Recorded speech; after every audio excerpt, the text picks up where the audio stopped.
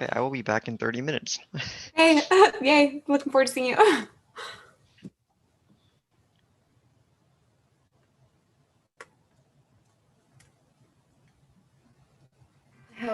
Look at this mug. Look how terrible it is. Oh my god, that's incredible. Men have more teeth than women. Team Awesome. sent it for Christmas. Oh my god, it's incredible. It's very, yeah. Incredible in that, like, value neutral way. Yeah, and also an incredibly niche way. Yeah. Hey, look, we're on YouTube. Oh my goodness. That's crazy. I'm so excited. Oh, it's weird. It's on a delay. I'm noticing how fidgety I am. Okay.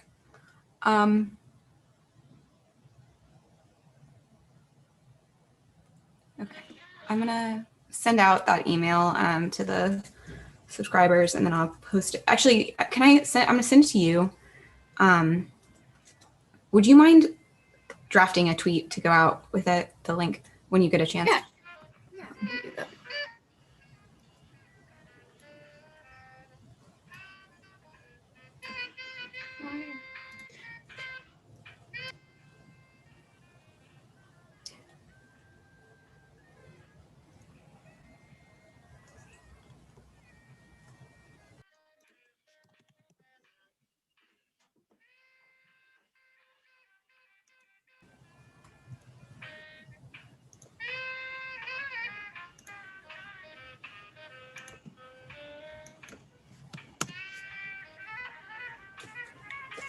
I forgot what I was doing for a second.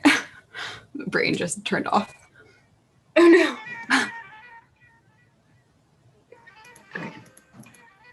That red wall is so gorgeous. What is? The red wall is behind you. Oh yeah. This is Twin Peaks themed office. I love it. It's also like the chevron rug. Oh my god.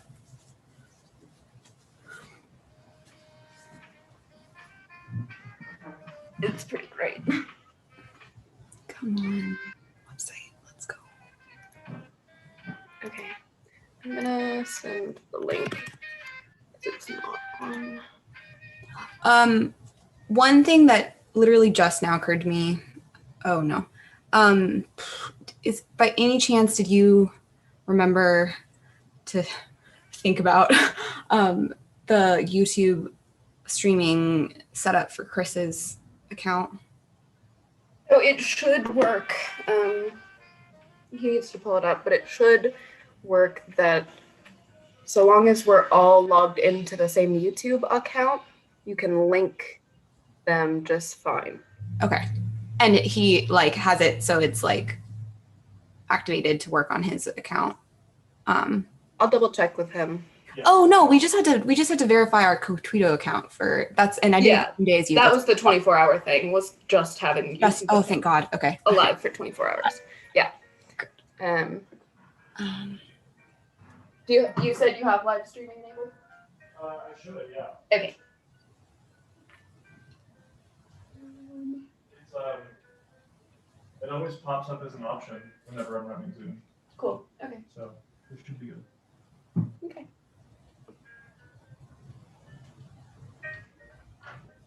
So Jen, just to double check. Oh wait, maybe I just didn't press copy.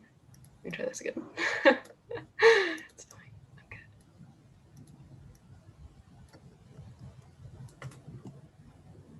When I copy paste the YouTube link, it pastes a Zoom link.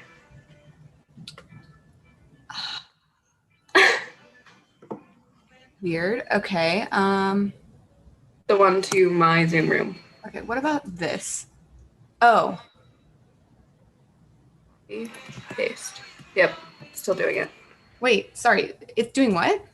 It's pasting like a link to the Zoom room, not to YouTube. It's not pasting, so let me just do it by hand.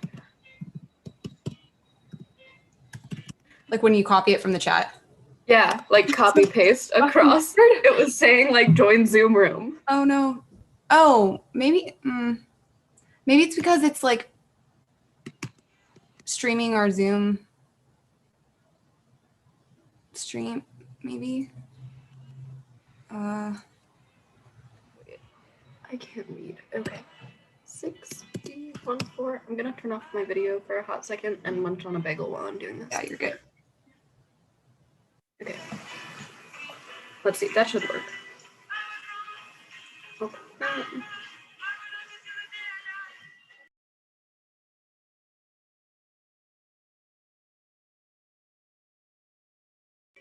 Okay, that worked. Typing it out by hand.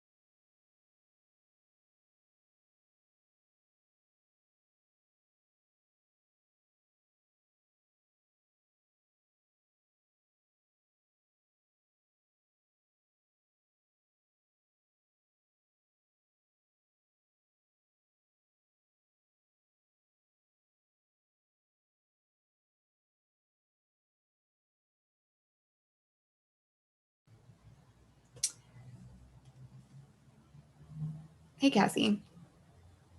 What's that? Um, it occurred to me that we should probably start your. Did I say this when I was muted? That we should probably start yours soon too, so we can get the streaming link from that for that out.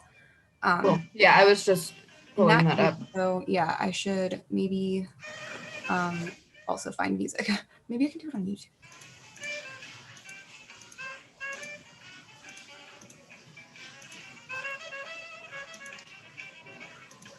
Um,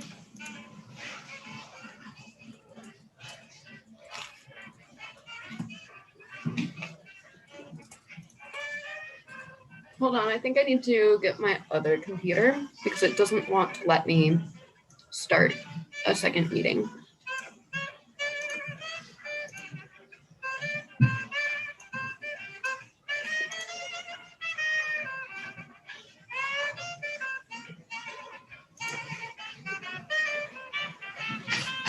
If you want to log in with my normal credentials for in here, you could do that too if you wanted.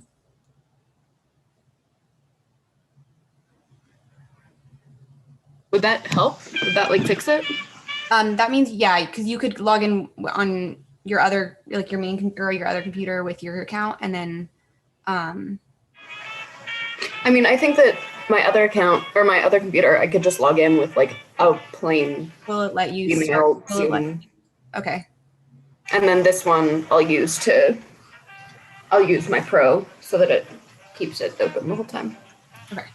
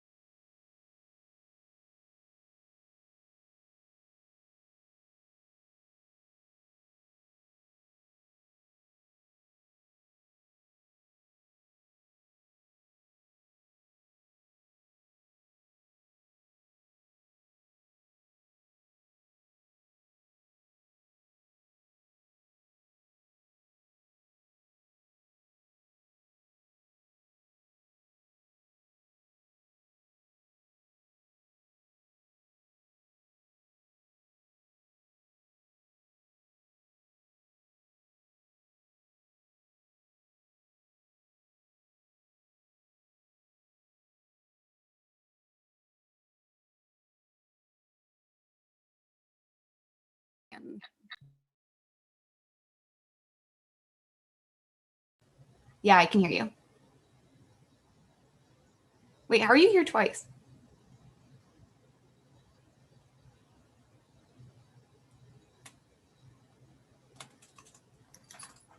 Because I logged in on my phone. Oh. Did it let you start a new meeting? I'm gonna leave. You're getting bad echo because we're both on. Yeah.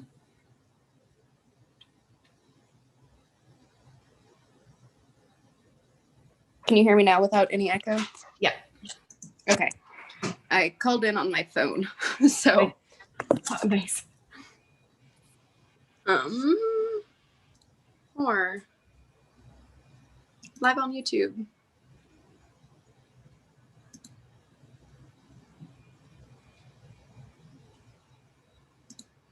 And we're doing it as unlisted. Yeah, that's what I sort of. Cool.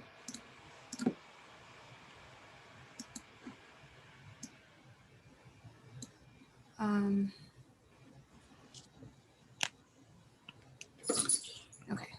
I can do this. Setting up the meeting. And I'm live. Nice. So, copy that. I'm going to send it there.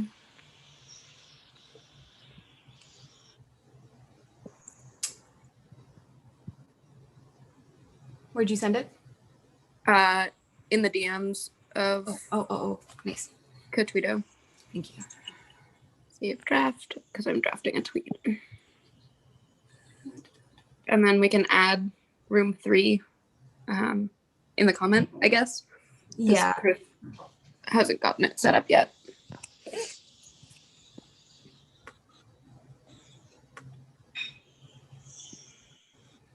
Cool. Okay. Perfect. Okay. Joining by your phone was inspired. Yeah, because my other laptop was dead, so it had to charge a little bit. Nice. Okay, let's see. Everything's great. So introductions should probably happen. Yeah. Especially, I don't know if you saw in the email, but we got M's a little more info from her. Yeah. Cool. Do you want to introduce her? Sure. Yeah, I'm happy to do whatever. Yeah, whatever. I'll have. I was also talking to her in the DMs. One thing too that I was thinking we should do at some point, like later today, while like during a break, is like maybe settle. We don't have to do this, but it might be nice to settle on a date for the next one so we can tell people. Oh yeah, cool.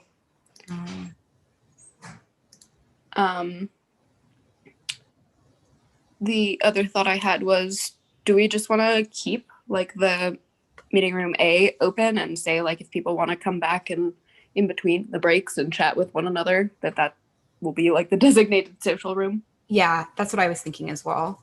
Cool. That's the main. Yeah, that's perfect. Awesome. All right, where's Zoom?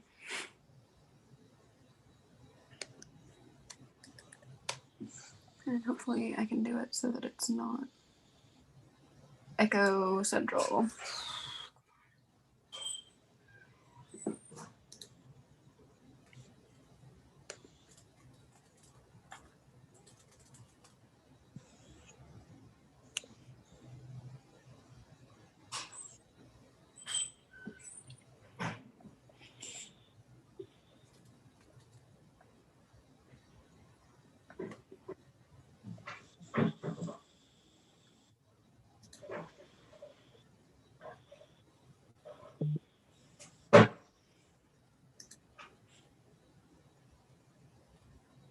This is so exciting.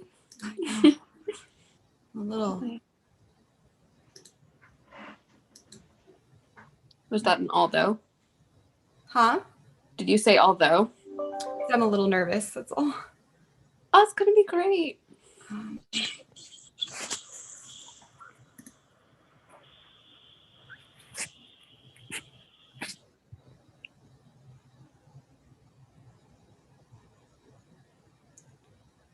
Just trying to get this website thing up before people show up. Oh, I should send that email. Okay, let's do that now. Okay, where's Cassie?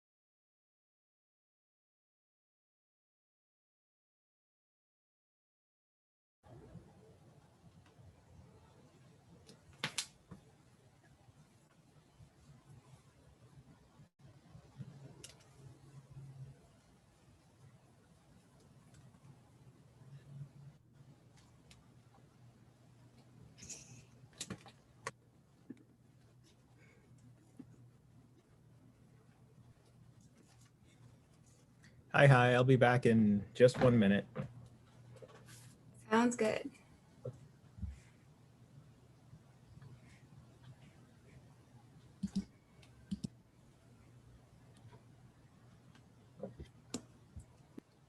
Ah.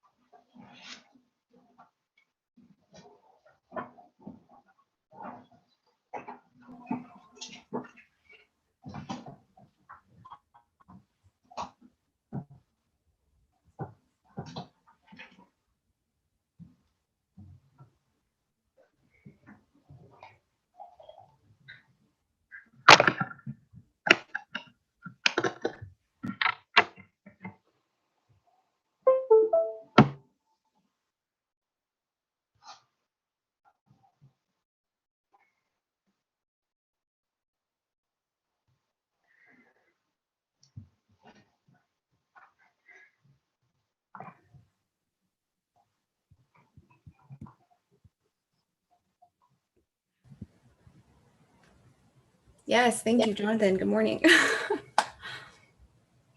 It's morning here anyway.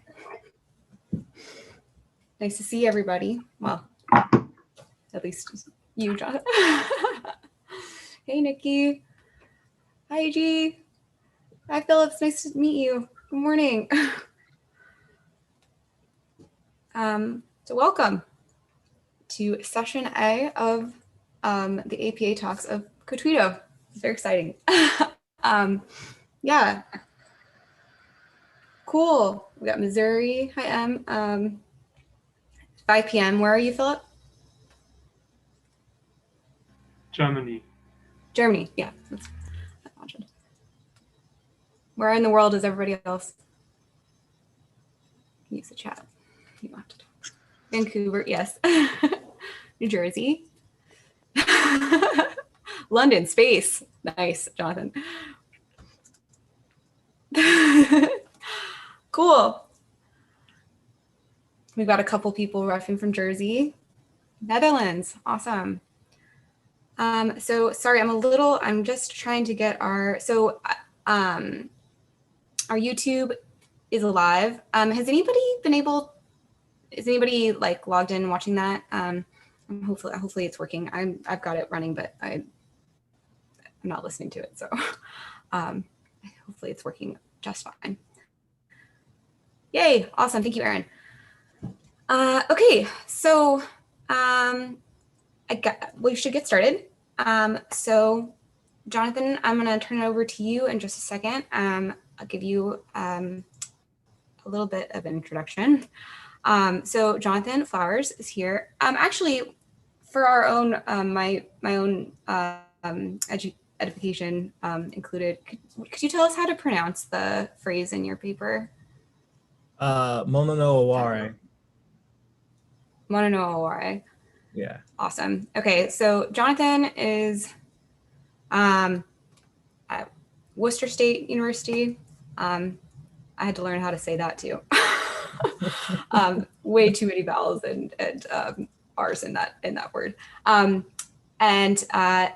is going to be talking about Mono no Aware as humane action, and then we're going to get some comments from AG holder, and then we'll go to Q&A. So without further ado, I'll turn it over to you, Jonathan. Sweet. So Would you I'm like to gonna- screen share? Yeah, I would, because Japanese is complicated. Yeah, fair enough. Okay, I'm gonna make you co-host. Sweet.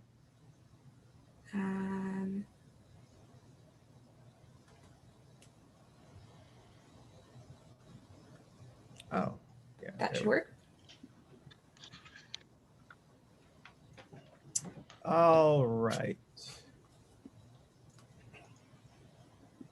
Okay, so thank you to Jen for putting on the Cogtweeto conference and giving me the opportunity to talk to y'all about Mono no Aware as humane action or humane interaction.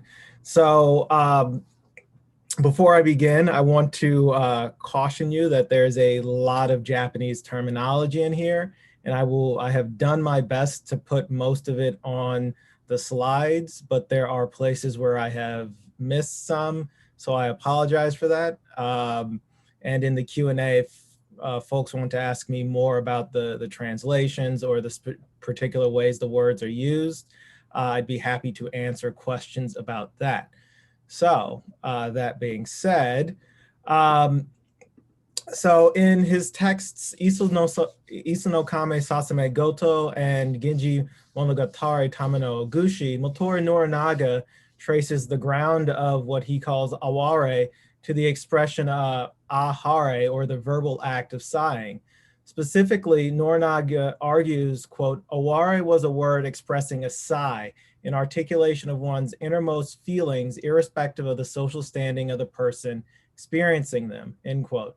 Aware, therefore, was a word used by the Japanese people to express emotion without appealing to any specific emotions in question. So Norinaga follows this articulation of aware by additionally providing passages from Japanese poetry to support his hypothesis, indicating that aware is closer in use to exclamations like ah, alas, or oh, as in when one is struck by a sudden feeling and must give voice to it. The sense of ah or oh presented in the poetic examples Norinaga uses is much closer to sighing, though Norinaga appears to treat a sigh as a form of exclamation distinguished only by the aware that occasions it. So Norinaga's etymology of aware as grounded in an exclamation has a correlate in the aesthetic theories of John Dewey, specifically as the exclamation in the presence of a profound aware serves to denote the underlying aesthetic nature of experience. So for Dewey, when words are insufficient to articulate the encounter with the qualitative unity of an experience or event, recourse is had to sighs and exclamations. However, these exclamations or ejaculations serve to be the concrete symbol of a qualitative unity that unites a given experience, a point articulated in the slide, or in the quote on the slide up right now. So as Dewey says, alas, yes, no, oh, may each of them be the symbol of an integrated attitude towards the quality of a situation as a whole, that it is thoroughly pitiful, acceptable to be rejected, or as a matter of complete surprise. In each case, they characterize the existing situation and as such have a cognitive import.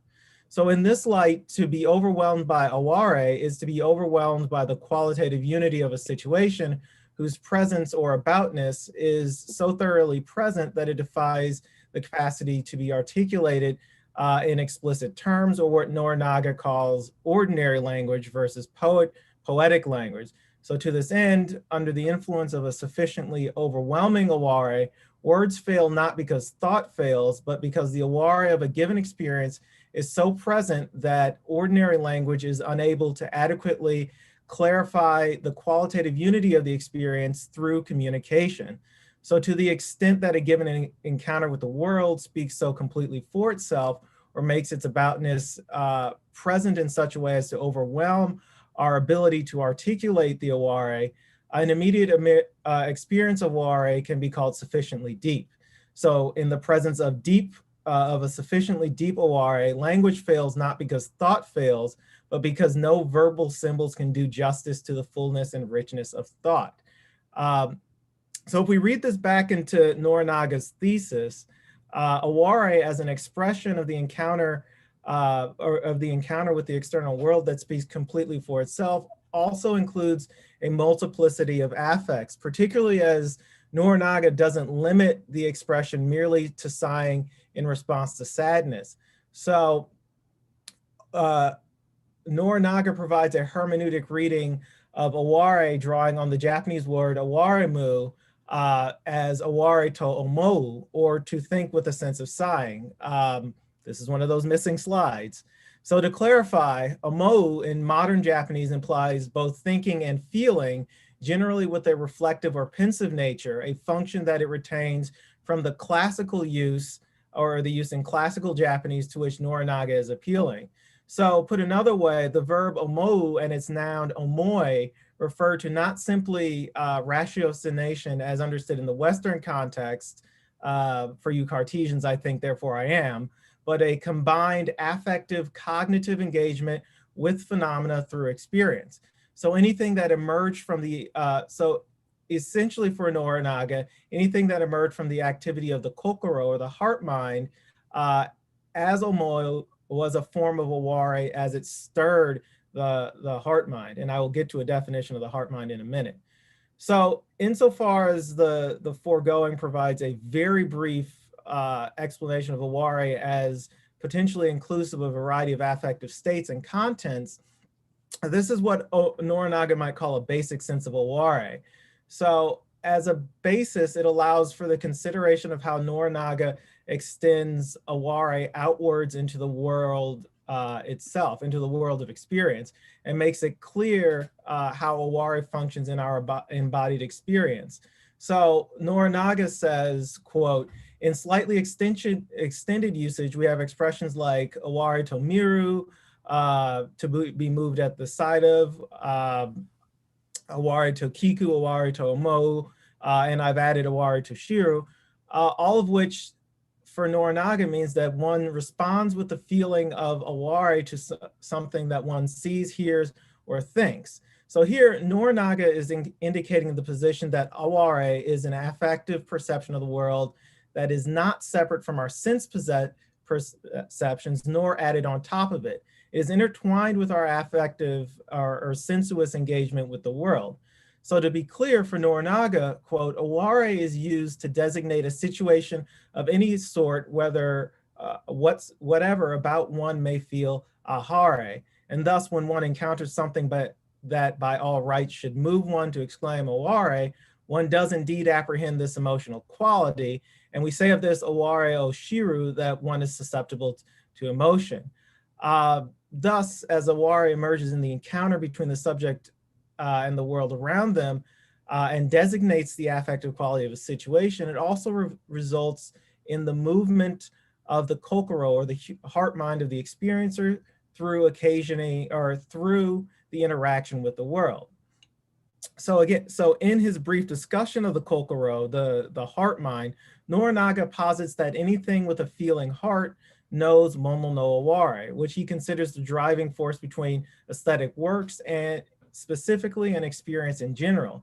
So Norinaga is not the first Japanese scholar to treat the heart as central to experience in the world.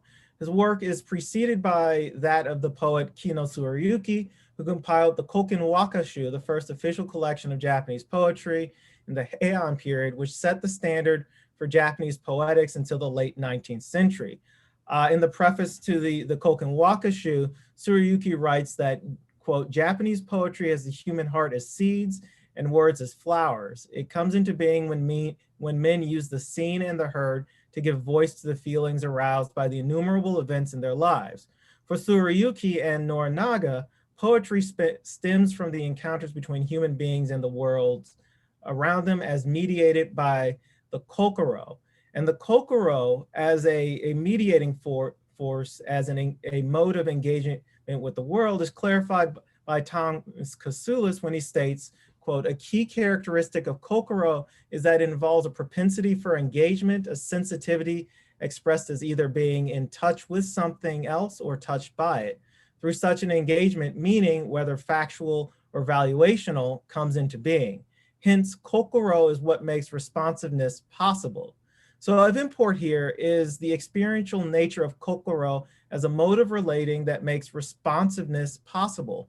Insofar as kokoro involves sensitivity to touching and being touched, meaning emerges from our transactional encounters with the world, wherein both the person doing the touching and the object touched are transformed through the encounter. So through the concept of kokoro, it becomes possible to speak of, say, non-human entities as having the experience of being touched, of touching or being touched by something else. So as an example, the concept of jinba itai in Japanese yabusame, or mounted archery, refers to the transactional engagement between the rider and the horse, such that the boundary between the two disappears through the contact between kokoro. This doesn't imply that we understand, say, what it is to be a horse, in the sense of, say, ratiocination, but rather that we have an affective transaction between ourselves and the object in question, characterized through mutual responsiveness that enables mutual adaptation to changing situations. So in a more basic sense, through interaction, we can observe the responses of things as we touched and are touched by them, and thereby gain a more thorough understanding of how we do transact with them and how we should transact them. So Tsurayuki makes this clear in the capacity of birdsong to move the human kokoro, as stated in the kana prefix to the Koken Wakashu, quote, "The song of the warbler among the blossoms, the voice of the frog dwelling in the water, these teach us that every living creature sings," end quote. Here we should take care not to impart an understanding of the content of the birdsong in the sense that we understand the contents of the sentences, phrases, and language that make up a birdsong. Rather, it is the power of the birdsong results from the movement of the bird's kokoro, and as such carries with it the affective content of the bird's experience within the world that occasioned it. This, for Norinaga and Tsurayuki, is similar to the emergence of poetry from the movement of the human kokoro, insofar as human poetry appropriates the things seen and heard, including birdsong, in experience to give a voice to the movement of the kokoro through language. So on this view, it is human language that is unique to human poetry, not its effective content, as only songs that emerge from the kokoro can move another kokoro in response. Birds and other living things must possess their own kokoro to move human kokoro. So Norinaga extends Tsurayuki's elaboration of kokoro by referring to the way in which in ancient Japanese texts often use, say, two definitions of koto. And here I need to go back some, right? So when Tsurayuki says human poetry has Japanese poetry has the human heart as its source and words as leaves, one of the things we need to be aware of is the way that koto and koto both refer to leaf and word in some senses, right? So that koto refers to word, and it also refers to event, and it also refers to leaf. Japanese is a complicated language. So for Norinaga, the dual meaning of koto indicates that words and events both possess kokoro in addition to objects. So thus it is possible for the proper arrangement of words to call forth the kokoro of the events they described, which is the fundamental power of poetry in specific and aesthetic works in general, to articulate the kokoro of events through resonance with the kokoro of words, such that the affective power of an event is made present to those who engage with the work in question. So while Norinaga limits his discussion of this power of art to poetry and literature, Motokyo Zeami expands this metaphysics into the sphere of drama. So briefly for Zeami, the skilled actor is one who can make the kokoro of a role played present through the ways that they embody the kokoro of the role. This embodiment for Zeami produces what he calls a kokoro effect, which aligns the kokoro of the audience with the kokoro of the role portrayed, such that the audience experiences the events of the drama as if they were affectively present, right? So if we returning to Mono no Oware as an element of perception, Oware does not specifically refer to emotions, but to all those things that move the heart. specifically, Norinaga takes to be the case that everything that, quote, everything that goes through a person's mind is a kind of emotion, end quote, or more specifically, the activity of the kokoro itself is emotional in content, regardless of the event that occasions the activity. Of note is Norinaga's contention that aware encounters need not be external to the individual. One might feel aware as a result of one's thoughts, as in the case of aware to mizu or aware ni taezu.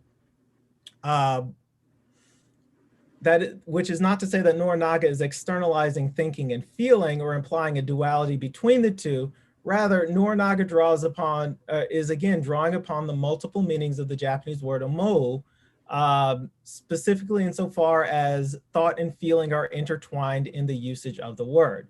So as an example, in the context of the kokoro, omou is most often used as being lost in thought concerning one's lover, or say preoccupied with an upcoming event. This is an example of omou that contains both rational content or cognitive content as well as affective content.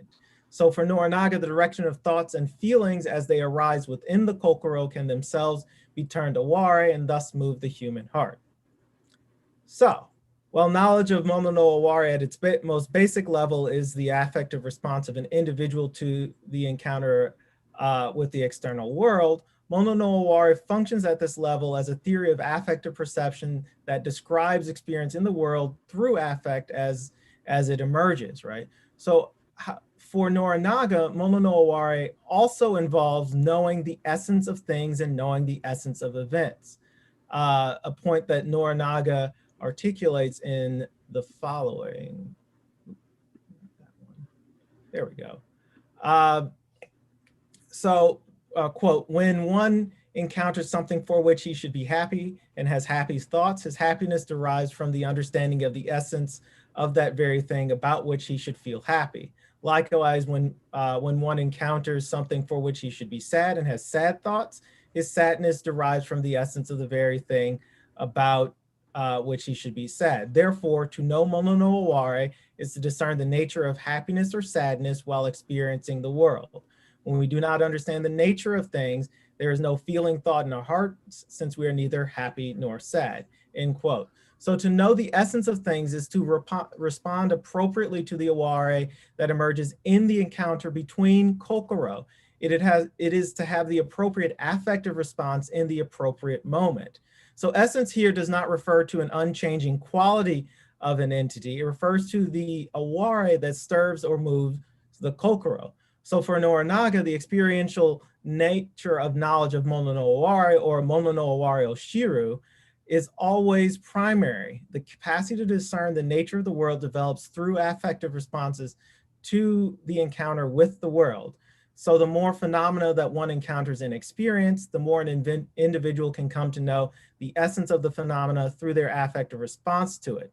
So again, the essence of a phenomena is not restricted to its atomistic composition, nor is it solely the province of the material constitution of a thing or event. It is how that thing or event evokes an affective response that determines its nature or essence. So despite all of this, Norinaga does not prescribe what knowledge of mono no aware should entail as it's experienced. As translated by Thomas Reimer, Norinaga states, quote, in the first place, it is said that human feelings, hito no kokoro, never change, whether past or present, high or low, yet they are not without slight differences among them, resulting in the differences in the worlds that each and every individual inhabits, such as the customs of their age and their station in life, end quote. So what Reimer has translated as human feelings or hito no kokoro, I argue should be read as the human heart, wherein Norinaga also intends the kokoro as previously described. So as such, the knowledge of mono no aware that emerges from the kokoro's encounter with the world, what Norinaga is calling the knowledge of the essence of things, is circumscribed by the social and physical world that an individual inhabits. Norinaga therefore takes it to be the case that knowledge of mono no aware took on different forms based on the social and physical environment in which one encounters different objects. So put another way, Norinaga recognized the positionality of a given individual matters in their development of knowledge of Mono no Aware as a result of the expansion or limitations of their given world. So thus for Norinaga,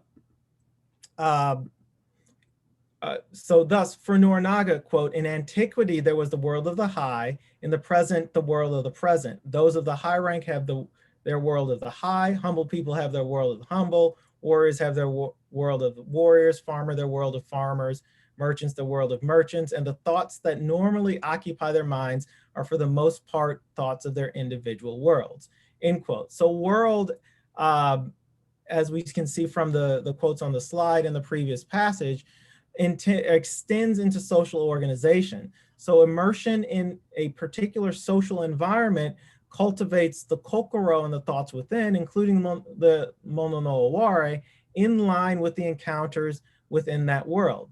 So as a result, the kokoro becomes preoccupied with the matters within that world, and quote, anything that does not directly concern us, that we do not consistently see or hear of, is unfamiliar to us, and our interest in it is slight. Thus, the occupation of different social worlds leads to the orientation of the kokoro towards or away from other worlds. As there is no direct encounter with the events in other worlds, and thus no understanding of the aware of those events as they occur, our interest in them is slight. And so despite this, Norinaga does not make any normative judgment about the feelings and events within the worlds in question. Rather, his focus is on the universality of the human kokoro and its cultivation of Mono no Aware. It is only by virtue of the encounter with the different worlds that kokoro come to express the differences among them in their knowledge of Mono no Aware, and not through a fundamental distinction in the individuals in question.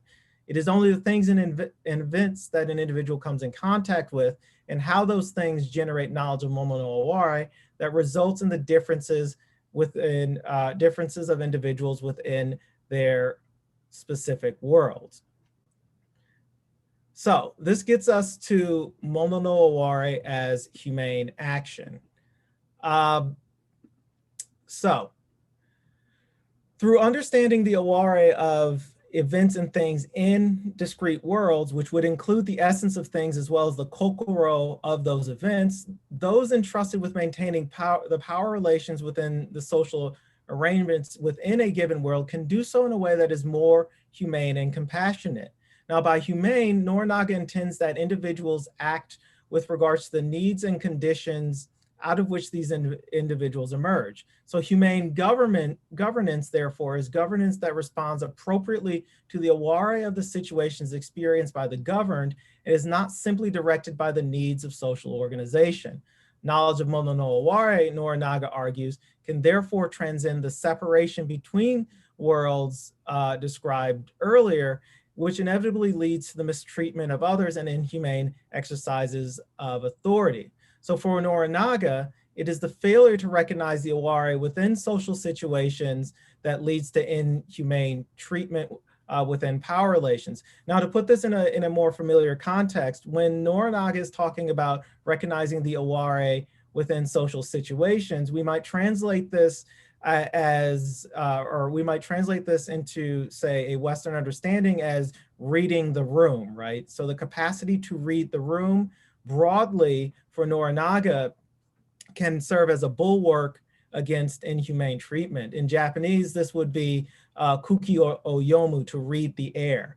But Norinaga is a little bit more thoroughgoing than my brief examples provide. He states, quote, in people's everydays dealing with one another as well, those who do not know Mono no Aware show no considerateness in anything and are often hard-hearted and cruel.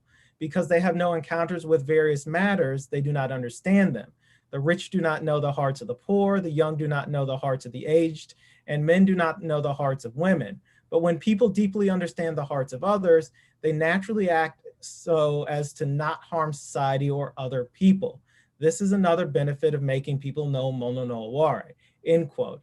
Here, the understanding of aware, of the aware of a situation by a superior leads to ethical conduct towards their subordinate, as knowledge of Mono no Aware is also knowledge of the heart of things. What is of note in the passage quoted is Norinaga's recognition that because individuals from different worlds do not encounter the various matters in the worlds occupied by their subordinates, they have no understanding of those matters and the aware that emerges from them. To this end, otherwise sensitive individuals may be hard-hearted or inhumane in their treatment of others or in the execution of their social responsibilities because they lack the depth of mono no aware to be moved by the events within other worlds. So this isolation between worlds, specifically with regards to the encounter with matters within the worlds, refers back to Norinaga's discussion of the awareness of the aware of things and the distinction between depth of knowledge of mono no aware between animals and humans. Briefly, for Norinaga, the distinction between depth of knowledge of mono no aware between a human and animal is the distinction between the various matters encountered by humans and the various matters encountered by animals. Because for Norinaga, humans encounter more various things in their broader worlds than do animals. They have a much deeper mono no aware and thus can appropriate, say, the songs of birds or the cries of a heron to give voice to events within their own world. Putting the human centrism aside, because humans occupy their discrete worlds with little interaction with the worlds of other humans, they are exposed to few events from outside their worlds, thereby resulting in a mono no aware that is shallow in comparison to those who encounter events beyond their world.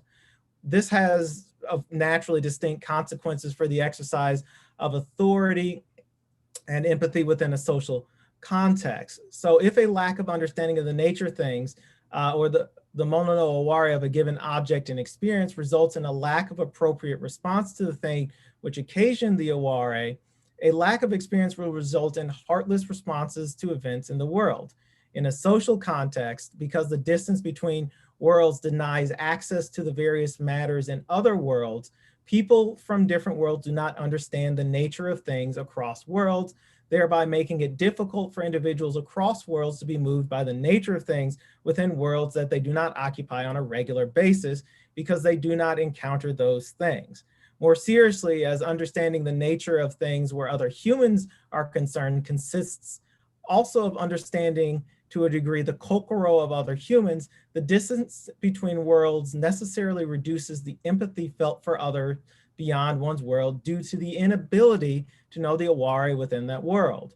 So Norinaga's use of language in the description of social relationships is important for understanding the mono no aware, or the function of mono no aware in society. So generally these relationships follow from a position of social superiority to social inferiority in a pattern that mirrors the Confucian 5 bonds of ruler to ruled, father to son, husband to wife, elder brother to younger brother, and friend to friend.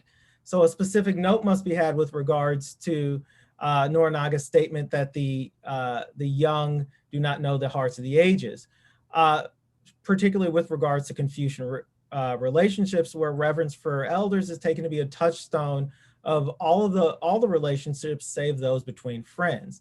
So this inversion of the relationship has some commentary on Norinaga's example provided in Tamaguchi of unfilial children. So for Norinaga, the failure of the youth to understand the numerous events that serve to cultivate the mono no aware of their elders, just as the failure of children to be filial is grounded in the failure of children to understand the aware of their parents, specifically where their attempts to ensure the safety of their children is concerned. So on the other hand, Norinaga also appears to be implying that unfilial children are also a consequence of a parent's failure to cultivate sufficient depth of mono no aware to understand the aware that guides the action of their children. Put simply, it is the case that children themselves have their own worlds within which they are exposed to many deeds and actions which stir their kokoro to motion. And while the deeds and actions within those worlds are not identical to the deeds and actions that are not identical to the deeds and actions that occurred within the world of the children occupied by their parents in the past, Norinaga's argument through mono no aware is that a parent can come to be sensitive of the aware of their child's world through drawing upon their own experience and recognizing the Aware within that world. Filial children for Noranaga are the consequence of the extension of Mono no Aware through the social relationships of parent to child as a result of the cultivation of Mono no Aware through their past experience, which creates a context where a parent's compassionate actions in guiding their child are among the various matters that the child encounters in the world. So thus, knowing Mono no Aware in the execution of social responsibilities in the world, specifically as understanding Mono no Aware as a guiding principle of action, leads to more compassionate actions or actions that are in accord with the situation, and therefore enables the harmonious functioning of human society through the cultivation of Mono no Aware as a generalized sensitivity in social action. To this end, to claim that knowing Mono no Aware, quote, embraces even the way of regulating oneself, managing one's household, and governing the state, end quote, is also to say that the above ways contain within them the necessity of developing a deep Mono no Aware such that one can determine the Aware of things and events within the discharge of their social responsibility. Actions in accord with social responsibilities that do not proceed from Mono no Aware ultimately result in heartlessness and the cultivation of heartless subordinates, specifically when those actions are taken by individuals in position of power and influence. Now, this gets us to Mono no Aware and cultural communication. So cultures, as possessing their own qualitative unity or their own Aware, which emerges from the history of the integration of a history of a culture into the present, that gives rise to the culture as a creative response to the world, and serves to act as a cementing force which binds individuals to their culture through the works of that culture and the narrative organization of that history of culture. Put simply, cultures have an Aware because they have a history, and the ways in which that history takes up enables the continued development of the Aware of a given culture. Now, this Aware articulated, this Aware is the sense of a given culture and is embodied in what Thomas Alexander calls the mythoi of a culture. So in the definition of a mythoi is presented on, or in the slide currently up. So mythoi, as understood by Alexander, serve as a dramatic structure which organizes the interpretive matrix of cultures by presenting specific ways of say, establishing continuity with nature. So insofar as a mythoi may be embodied in art, a cultural product, or it may be embodied in art, the myth, or a work of art produced by a culture stands as the intensification and magnification of, say, the qualitative unity of a given culture, which serves to perpetuate and reinforce specific patterns of behavior as creative responses to the world, or as symbolic representations of what a culture or individual is about. So mythoi serve to establish and maintain the ways in which cultures are organized to make present a range of possibilities given or within a cultural situation. So in keeping with the presentation of Aware as the aboutness of a given object, event, or thing, its essence, and the previously mentioned presentation of cultures is possessing their own Aware. So the Aware that we're talking about here is the aboutness of a given culture that serves to organize and structure the various events encountered within the world denoted by that culture. So on this view, the mythoi of a culture are interdependent with the Aware that emerges from the integration of the culture's narrative past into its present. So to be more concrete, this is the creative function of Mono no Aware in culture. Insofar as Mono no Aware allows for the recognition of the Aware of a given culture or the kokoro of a culture, Mono no Aware allows for the members of that culture to become cognizant of the ways in which they align themselves with the Aware of a culture, or the ways that they belong to a culture. So here we can take belonging to a culture. Can I stop you there for just 1 second? Yeah, I just wanted, it's 8:37, so do you think that this might be a nice place to it's actually stop the here and we last can pick paragraph. up conversation Q&A? Yeah, awesome. Just want to make Sweet. sure that we give AG a chance to get his comments in it as well, and lots of comment and question time.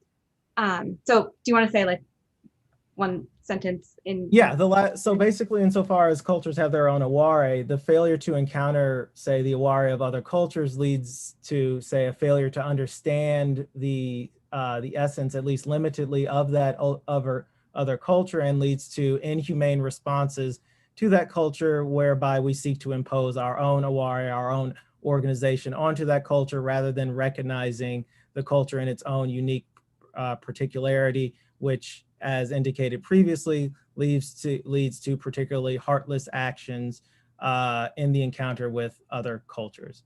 And that would be the summation of the last 2 pages. Unmuted. Awesome. Thank you so much. That was really cool. Now, let's head over to AG. Yeah, please join me in giving a round of applause to Jonathan. If you want to turn your sound on so we can actually hear it, you are free to do that, but you can also use the react button. Really fantastic. And also, I should say, thank you all so much for tuning in today. It's got a little bit of a chaotic start here this morning, but I'm really, really excited. Okay, so AG, you want to take it from there? Sure, yeah. I want to thank you and Cassie for organizing this workshop series. I want to thank Jonathan for sharing his work this morning, and for all 3 of you for allowing me to participate. I'm really excited about the possibilities for this kind of workshop. And I think that this paper in particular is a really great way to inaugurate this conference. So just for everybody, recall that the theme for today is for our presenters to teach us about a philosopher or a philosophical tradition that most of us probably don't know. So to that end, I hope to use the next couple of minutes to ask a few questions about Norinaga's work that will help newcomers to Japanese philosophy, such as myself, better understand how Mono no Aware both is and is not similar to concepts more stereotypically taught by our departments. So, in brief, Norinaga's position is a strong denial of the purported irrelevance of affect for determining the nature of things in our experience. Indeed, as we just heard, Norinaga explains how everything that goes through a person's mind is a kind of emotion, whether we are thinking about internal sensations or external perceptions. In general, we might easily recognize the subjectivity of affective experiences and its role in painting the phenomenal character of our mental lives. But Norinaga goes further than this, to say that our affective capacity also grants us access to the essence of both mind-independent things and events. We come to know the world, especially our social world, in virtue of, at least in part, our emotional response to it. Ultimately, centering this affective sensitivity within his theory allows Norinaga to develop a kind of care ethic grounded in the humane recognition of the needs of another, regardless of our differences. That is to say, not caring about and not understanding something or someone are exceedingly similar problems, and increasing our exposure to reality and to each other offers us a solution to both. As Dr. Flowers explains, a paucity of experience will result in heartless responses to events in the world.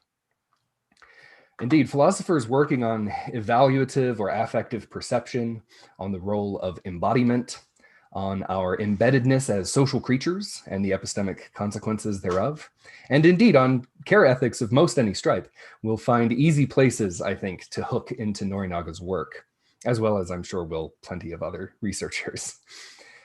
But treating human affect as not merely a potential epistemic vector, but as a constitutive element of thinking as such, stands in stark opposition to much of the orthodoxy of analytic philosophy for the last century or so. Whereas the most extreme caricatures of this approach simply regurgitate pithy bumper stickers about how uncaring facts are with respect to one's feelings, even more sophisticated positions tend to retain a shade of such catchphrases. For example, in his work on semantics, Frege makes several mentions of a component of natural language he calls tone or coloring or shading. This Farbung or Belachtung is supposed to be a way of, say, explaining the difference between referring to an animal as a dog or as a cur. However, he famously, and in a letter to Husserl, explicitly identified this shading or tone specifically so as to disregard it from his logical analysis.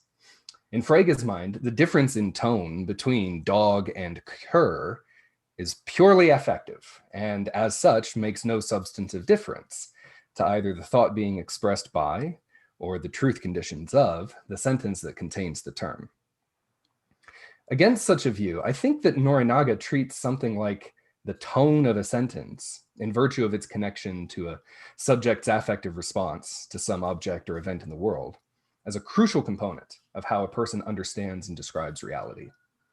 As Norinaga puts it, language fails not because thought fails, but because no verbal symbols can do justice to the fullness and richness of thought.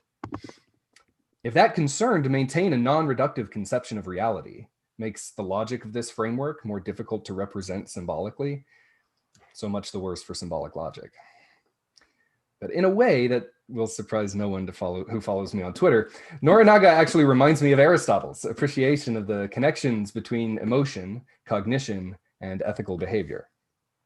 In the Nicomachean Ethics, Aristotle argues that the virtuous person will not only perform virtuous acts, but will do so and be pleased by them in virtue of having a harmonious soul. As he explains, the man who does not rejoice in noble actions is not even good. However, at least one major difference looms large. For Aristotle, this rejoicing, or any other affective response connected with action, is a primarily internal matter of private first-person experience. It demonstrates the agent's successful mental processing of the world, thereby disconnecting it from Norinaga's view that, thanks to Mono no Aware, we come to understand the world itself. So this then leads me to my first question. What does Norinaga think of the normativity of affective responses to a single object across multiple agents in different social groups? As we heard, Norinaga focuses on the rich variety of social worlds and how Mono no Aware is tied to a given context. This is often the root of disagreement and conflict, because as Dr. Flowers explains, humans occupy their discrete worlds with little interaction with the worlds of other humans. They are exposed to few events from outside of their worlds, thereby resulting in a Mono no Aware that is shallow in comparison to those who encounter events beyond their worlds. So my question concerns the epistemology of these world conflicts. When two agents from different social worlds are viewing the same external event, say the propaganda of a demagogue or a march, described conversely as both a riot and a protest, do we have a way to identify on this model which, if either person's perspective is somehow privileged at getting at the truth of what the event is? If one person experiences fear and anger at the politician's rhetoric, while the other cheerfully shouts campaign slogans along with the candidate, can we justifiably point at one as having identified the essence of the event? Or must we say that the question is just badly formed, since any explanation must first define a social environment or world for context? In a different way, I'm also curious about the role of embodiment for Norinaga, for these cross-world exposures that grant us a better understanding of the Mono no Aware of others. In particular, I'm wondering what he would have thought of the internet and of things like Twitter. It seems to me that embodied experience is a valuable asset for coming to understand a stranger's way of life, but it is by no means a necessary condition. Not only social media platforms, but this very conference is a perfect example of how technology offers us opportunities to destabilize and deconstruct otherwise rigid social boundaries, to learn about others and to see the world in new ways. I do indeed agree that coming to share a stranger's perspective, such that they are no longer truly a stranger, allows for the kind of humane action that Dr. Flowers describes in Norinaga. Near as I can tell, there's nothing about that process that precludes digital or otherwise long-distance communications from facilitating the construction of such, in the best cases, friendships. I'm curious whether Norinaga would agree. So with that, I'll just thank once again Dr. Flowers and the organizers of the workshop for everybody who is spending their Saturday in attendance, and I'm excited to continue the conversation. Awesome, thank you. Thank you, AG. Yeah, please join me in thanking AG for those wonderful, thoughtful comments. And as we have one person note in the chat, we got our first meme drop of the day. So cheers to that. Okay, so now we have officially officially 13 minutes for Q&A. What we're gonna do is basically leave this main room open throughout the day for people to just like chat or keep talking about things. So if Jonathan wants to continue to talk about this stuff after the 9 o'clock point, like that's totally okay. But I will mark that time just so both Jonathan and AG can sort of feel like they've discharged their duties of being at Coach Vito today. Okay, so let's, if everybody who wants to ask a question can use, if you're unfamiliar with Zoom, if you click the participants button on the bottom, you should be able to see a raise hand function. Oh no, it's not there anymore. It's now in reactions. Okay. So if you could use the raise hand functionality for asking questions, that would be great. And you can also ask questions in the chat, and I will try to keep an eye on that and ask. I'll speak them aloud. Okay. Let's. Do you want me to respond to AG? Oh, duh. Yeah, sure. Of course. Sorry. Yeah, if you want to just take like just a quick couple of minutes, like maybe like 2, just say some like sort of gestural things, and then.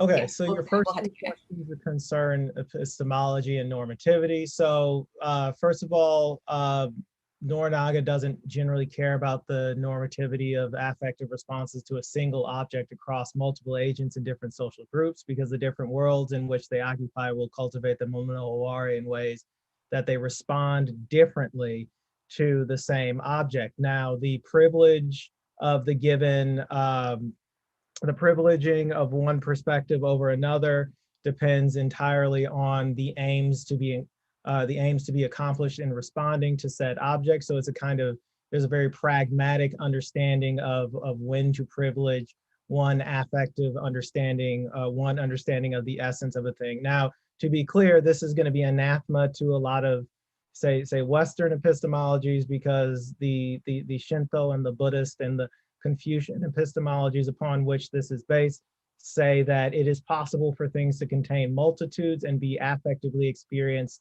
differently by different people simultaneously, even if the object is the same thing. So the way to identify which person's perspective is privileged is not for getting at the truth of what the event is, but for identifying appropriate ways to respond to it. And for Norinaga, generally, the most appropriate way to respond to a given event is to maintain the harmony, the affective harmony of a broader community, right? So to take the example that you're pointing to, the demagogue versus somebody recognizing the language as bad, Norinaga probably would say you should attend to the experience of the person who says this thing is bad in a particular way, and then see what features of the discrete worlds cultivated mono no aware in there. So what would Norinaga think of the internet? He would think we use it poorly. He would say we are taking a sakura tree and cutting it down and using it for firewood rather than appreciate its potential for blossoms, right? So we use it as a cudgel, things like that. He would probably, and I'm reaching here, Norinaga would probably argue for a whole bunch of sci-hubs where we could come and engage with the literature, the embodied experiences of other folks, rather than the ways that we've done the internet. But Norinaga, that would be an extension of Norinaga's critique of, say, our modern society, which he would say does not cultivate an appropriate mono no aware, because we have no humane sensitivity to the plight of others. So there's the answer to most of your questions in as brief a time as I can do it. Thank you so much.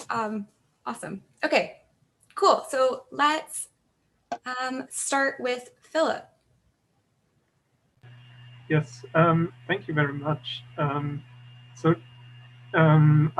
There were some aspects of your talk and the characterization of mono no aware that somehow reminded me of Iris Murdoch and the topos of attention, which she borrows from Simone Weil, which she characterizes as a just and loving gaze at an individual reality. So is this completely out of the blue, or would you say there's some substance to this analogies that Murdoch is tracking a similar idea?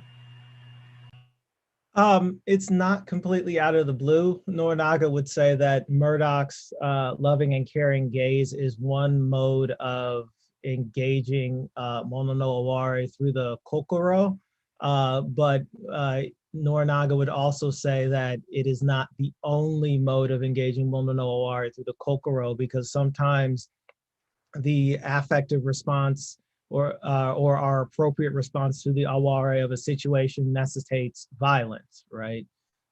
King's pretty good about this, saying a riot is the language of the unheard, so on and so forth, right? So it is not the case that Norinaga's understanding of humane action is strictly limited to, say, caring and compassionate responses. Norinaga would say that sometimes the anger is the appropriate affective response, and how we allow that anger to guide our actions in the world should be structured by our sensitivity to other aware around us, right? So yeah, so they're operating in the same area. From Norinaga's perspective, Murdoch is taking a kind of a narrower view of it.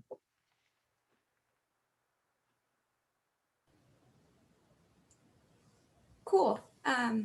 Okay. And yeah, of course, if you want to continue to talk about some of any questions that are raised, either with Jonathan if he wants, or among everybody else later, feel free to do that as well. Okay, so now we'll go to Dennis. Hi. Thanks for the talk. In Poetry is Not a Luxury, Audre Lorde says that poetry is processing emotions that cannot be spoken in thought. Is that something you would think Mono no Aware is doing, like processing not speakable thought?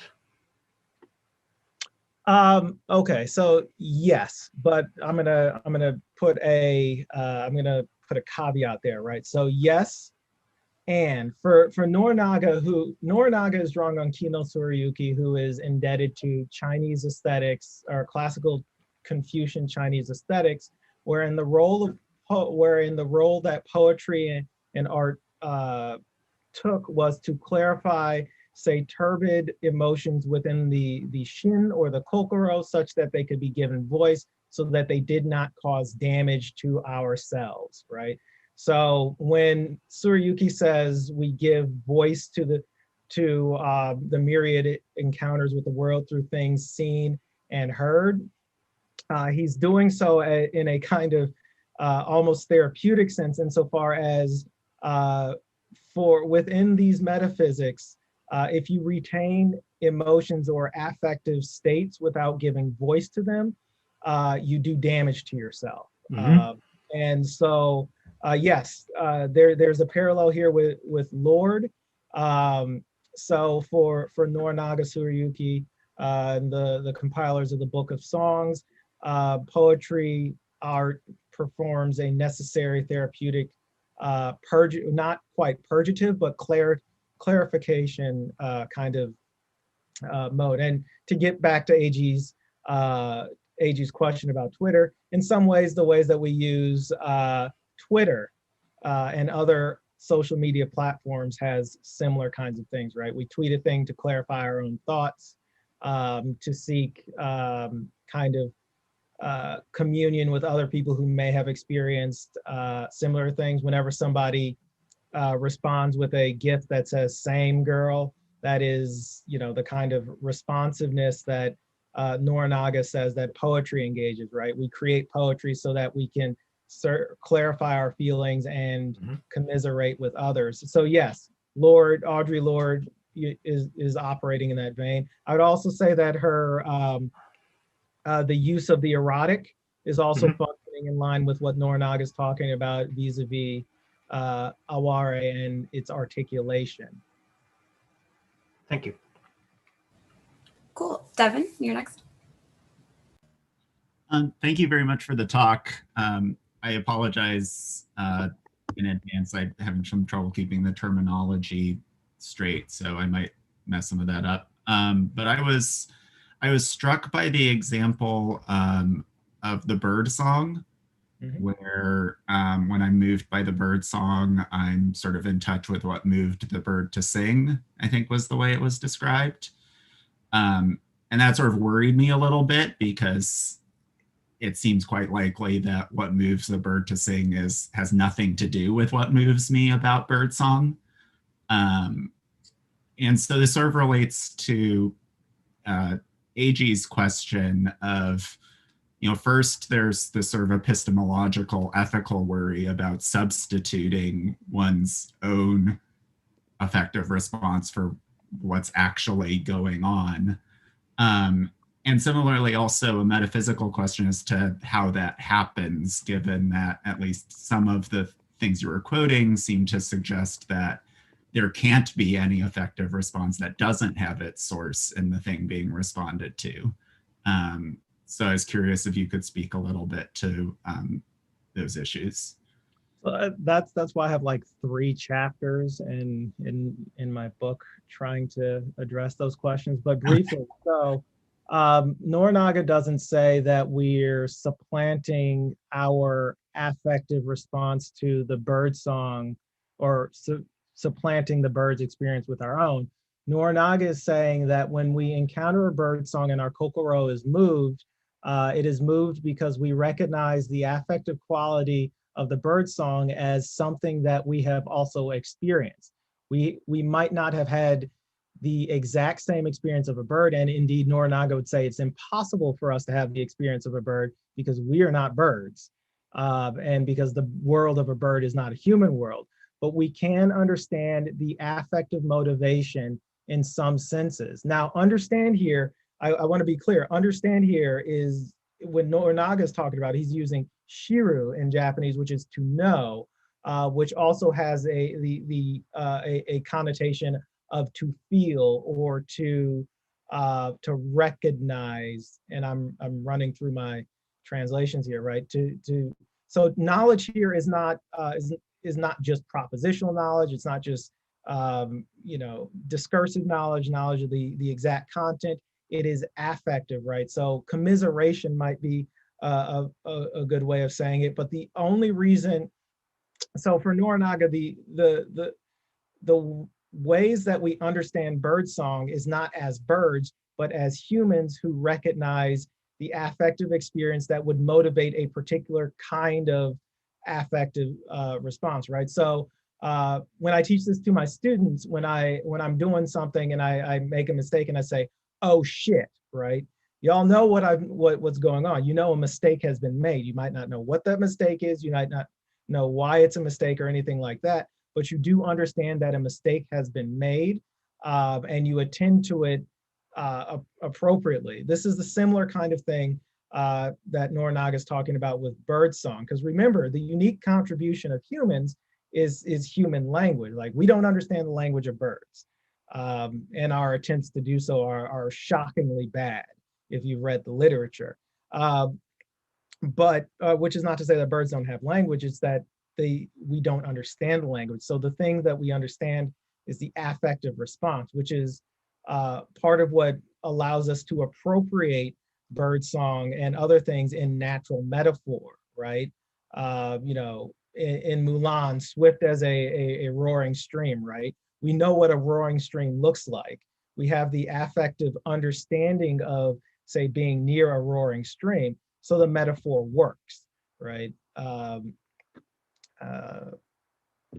Yeah, so that's kind of what Noranaga is getting at, and that's kind of why I need like 2 or so chapters to make it work, because Noranaga in his writings isn't super strict, or isn't super clear about it.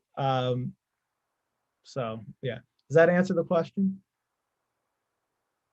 Yeah, that was very helpful. Thank you.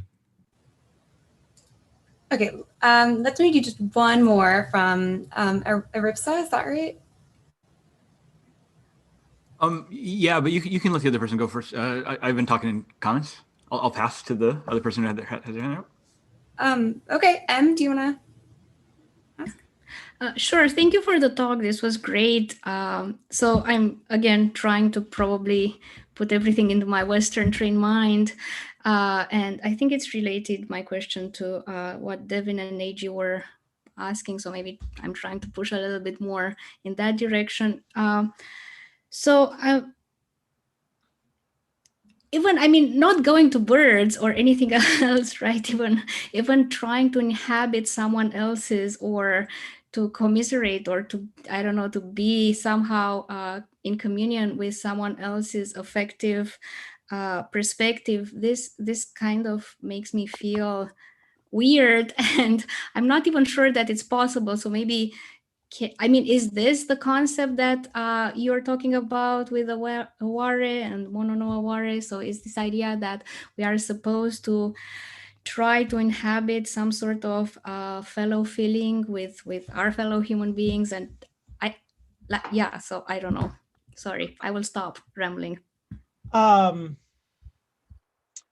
Yes, right. Okay, so I'm gonna shift gears. So Dewey says, so Dewey in Art as Experience says that one of the ways that we can best understand, say, another culture is through looking at their art, right? Because the art is kind of the concrete symbol of the culture as a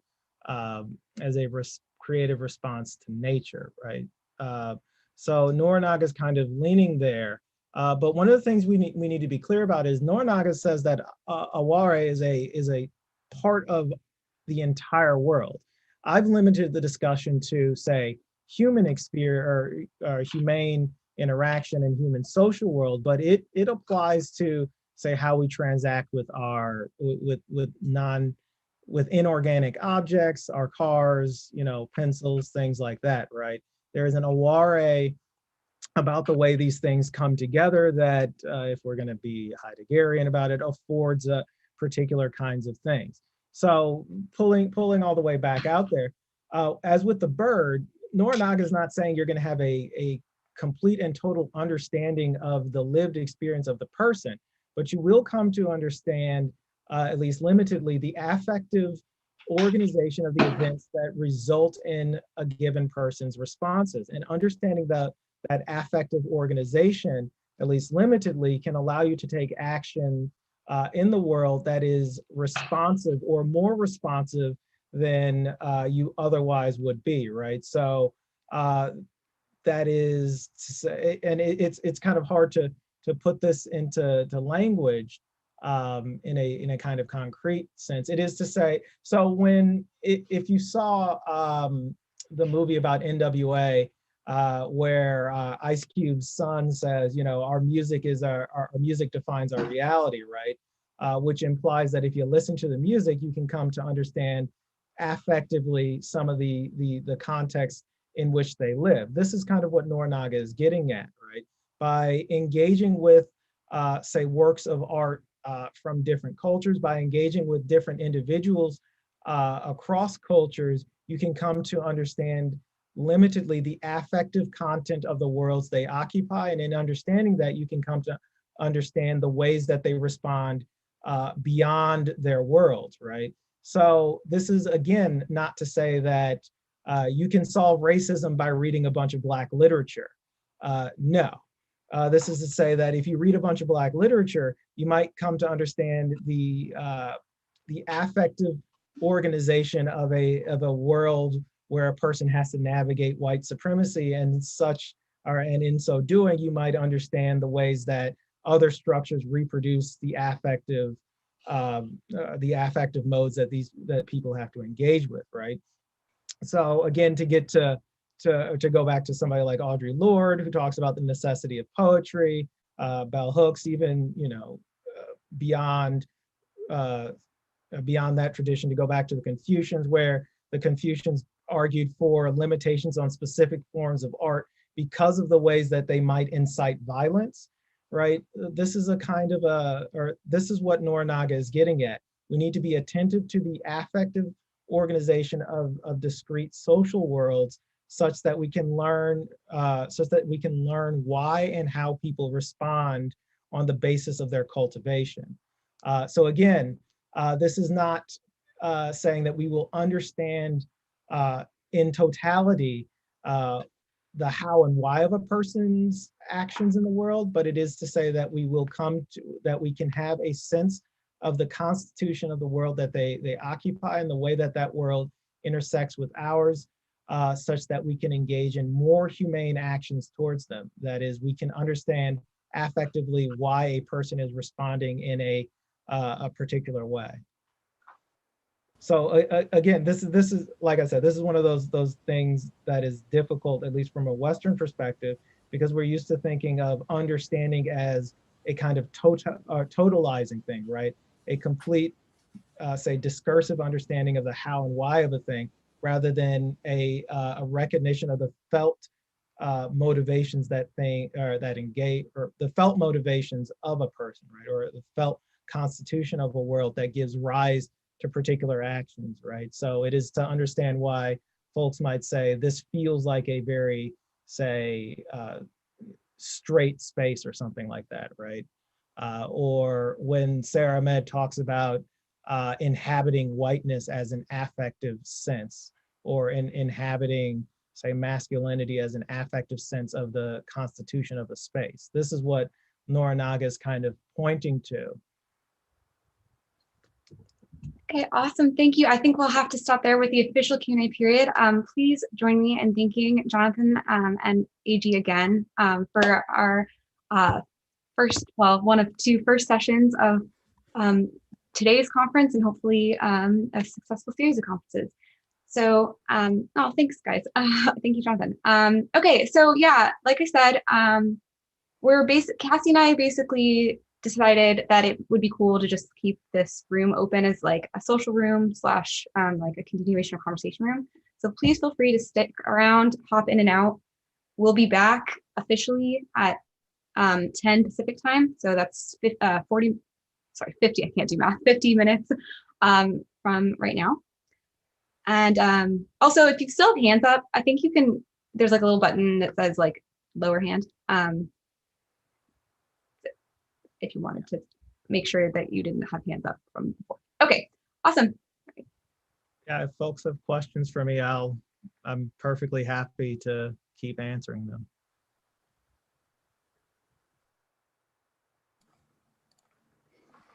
Hey, Jonathan. Good talk. Thank you for that. I still want to know about.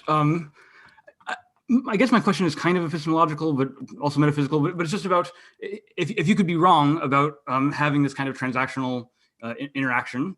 I'm thinking about the mounted archer example. It could be the case that the archer thinks that they're flowing as one, but that from the horse's perspective, they're in a lot of pain and it's not a very comfortable experience, but that the horse is still well trained and so it can effectively do the thing, but it's not enjoying it very much. So it seems like you could be wrong about having this kind of interactivity, and that seems relevant in sort of cultural contexts. You might imagine someone who thinks that they're being an ally and is actually harming the movement by doing things.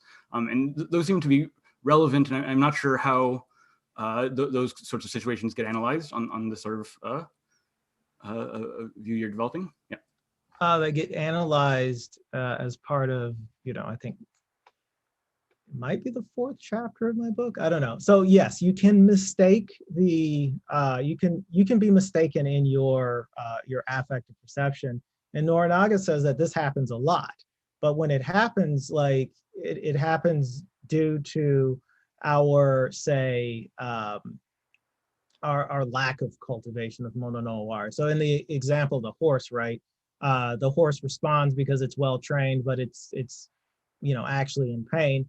Anyone who's ever ridden a horse can recognize the distinction between a rider that is kind of in tune with their horse and a rider that is kind of forcing the horse to do what they want.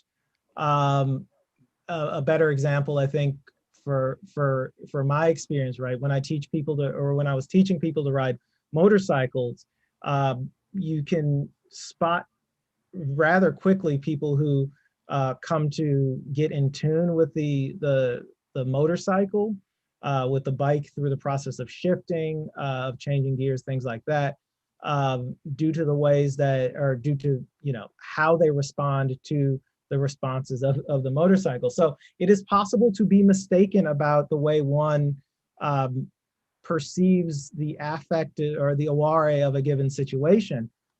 And insofar as that is a possibility, Norinaga's response is you need to engage in more cultivation. You need to, I think in some sense, or I think at one point he makes a kind of an argument that folks should, encountering unfamiliar aware, folks should try to suspend their judgment and not try to apprehend it through, say, like a kind of discursive understanding, but instead repeatedly engage with the situation until they come to have the appropriate sense, which is why Norinaga argues that we need to read literature and not just other kinds of things, right? Because literature is the intensification and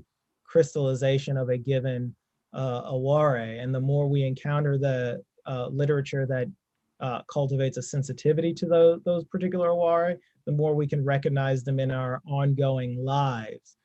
So Norinaga would say mistakes in perception of aware are, one, due to the discrete worlds, and two, grounded in just not cultivating the perception. And if you don't live in a culture that encourages this cultivation, then you're going to make a lot of mistakes. Or if you live in a culture that actively disparages understanding the affective organization of other worlds, then you're going to make piles of mistakes, right? So that's good. Just to follow up, I'm worried though about saying that it's a matter of naivety, or you're not that if you just study enough, then it'll become clear and distinct. There's sort of a clear and distinct ideas kind of argument here that if it's the true aware, then you'll know it's the true aware, or something like that. And I'm worried about that for sort of Dunning-Kruger reasons. That like you might the example in my mind are those sort of martial arts cults that sort of form around like telekinetic powers, and there's a lot of people who are very highly trained and have very fancy black belts, but that aren't really doing anything substantive because they're sort of just wrapped up in the impression of expertise that's not actually expertise, and to say that, oh well, if they just trained more they'll get it, I'm not sure that's not what Norinaga's. So think of it like so a photographer will see the world differently than a portrait artist, right? But the ways. So let me back up here. So it's not simply you train more and then you get to the one true aware. Part of cultivating one's mono aware is a sensitivity to the ways that other people engage or other people understand their or the aware of a situation, right? It's not simply that there is one true aware, but the process of cultivating mono aware is a process of developing an open responsiveness to other ways of engaging with an aware. So there is no way to say that there is one true aware, but for Norinaga, the most sensitive people are the people who have cultivated the mono aware such that it is open to multiple ways of say apperception, right? And can hold these two simultaneously, but the ways that they respond, because the ways that they respond is grounded in, say, the pragmatics of the situation. So that's the first thing that I kind of want to push back against. The idea that if you train enough, you can basically grasp the totality of all aware. That's not a possibility for Norinaga. It's an ongoing it's an ongoing process of cultivating our sensitivities such that we're not limited to a narrow mono no aware, because that would be, people who have really narrow mono no aware would be, in Japanese, nasake nai shi, without compassion.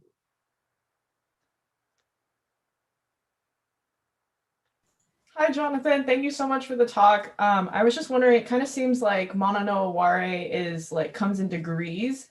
Does that kind of sound right? And like, if you even put an attempt, like say, I attempt to listen to NWA to get kind of like just to recognize that art, like the attempt itself is like one step, and then maybe trying to get more immersed is like further, and then the more that you kind of empathize, or maybe not empathize, but kind of get into that mindset, the more you're able to understand a little bit more, even though, as you said, understanding isn't the same as like in our analytic kind of Western culture of understanding, more of like just kind of getting into the mindset. Does that kind of sound right?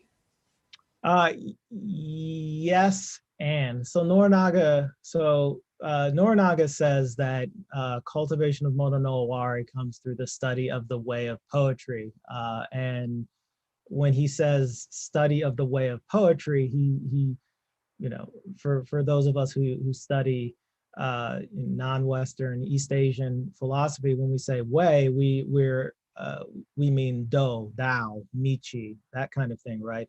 A way of life, right? So what Norinaga is saying is that our cultivation of mono no aware through the engagement with other worlds, the products of other worlds, things like that, is a lifelong process of developing our sensitivity, not simply to other people, but to the world itself. So a person with a sufficiently cultivated mono no aware should be able to apperceive the aware of a variety of situations. One of the things that I left out of this talk is Norinaga's critique of a Buddhist monk who sees a beautiful woman, pretends that she's not there, and yet claims to be more really thoroughly moved by the sight of a moon.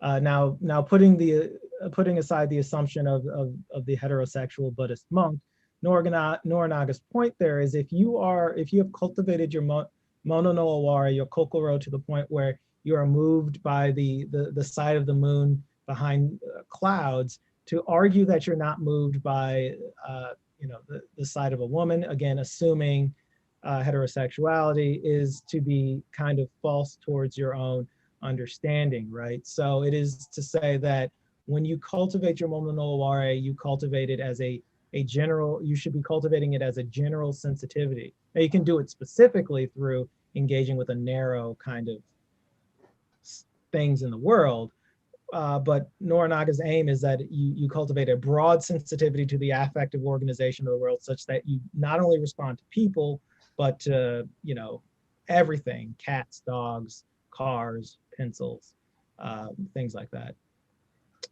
So yes, but also since cultivation is a kind of way, there's an import that there's an implied import on teaching, right? Not everybody comes into or can encounter a work of art and then immediately like understand it, right? I mean, there are works that move people on first encounter, but cultivation of mono no aware is a social activity.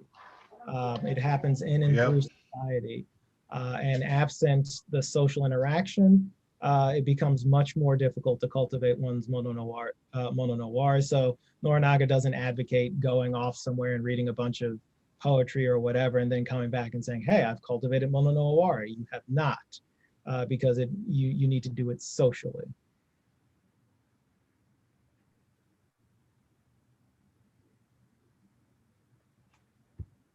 Other questions? I have my hand raised in the chat thing. I think Janet was trying to and wasn't making my Sorry? Yeah, no, I got you. Andrew. Oh, no, I think Janet's trying to say so. Oh, I'm not on video. Yeah, Janet, you're muted. Okay. had said is yeah, not my friend today for some reason. So possibly a simple-minded question. I really find myself moved by the idea of sharing perspectives to better share a world with others and become more humane. But I wonder if there are some perspectives we might share that, in fact, by sharing them would lead us to become less humane.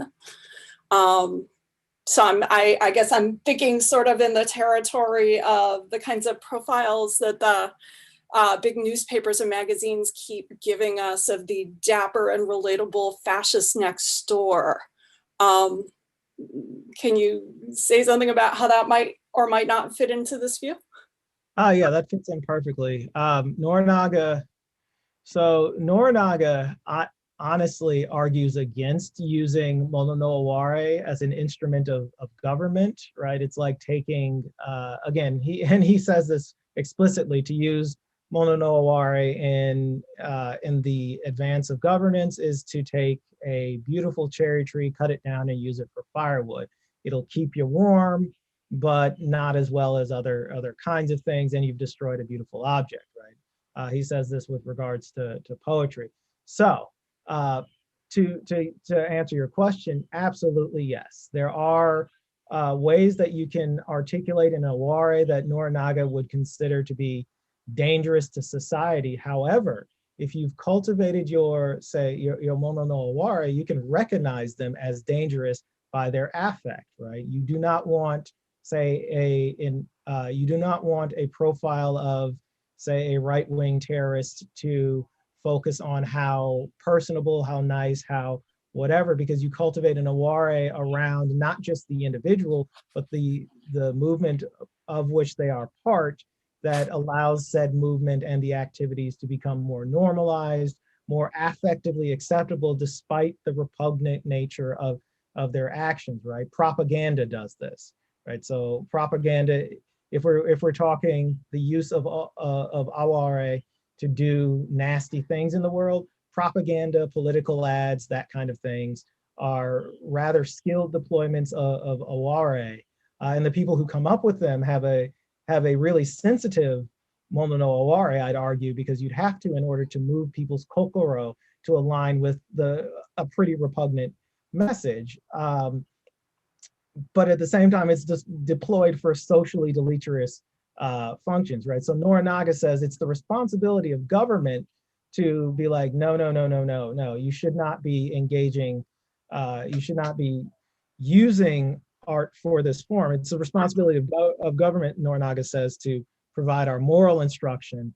Art is not supposed to be doing that. Art is concerned with the expression of mono no aware and the expression of the aware of the events that befall it. Hence, we have a bunch of stories, for at least in Norinaga's terms, we have a bunch of stories about illicit love affairs that end badly due to the unbearable aware of the tension between the characters, which is in conflict with their social responsibilities. And we see how bad things happen to good people. But for Norinaga, yeah, there are bad ways of using aware and bad ways of cultivating mono no aware, which is why he's really concerned about cultivating a kind of general mono no aware, so that we can come to recognize these things for what they are and what they're trying to do, how they're trying to move our kokoro.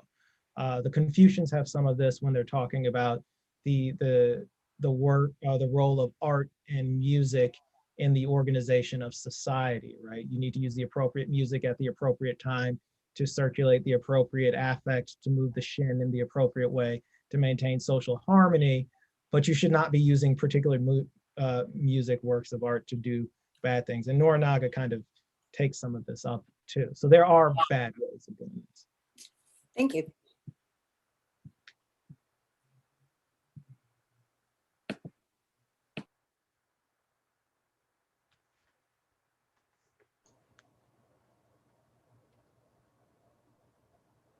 Andrew? Am I next? Okay, just make it. Sorry, I wasn't sure. Thank you so much for the talk.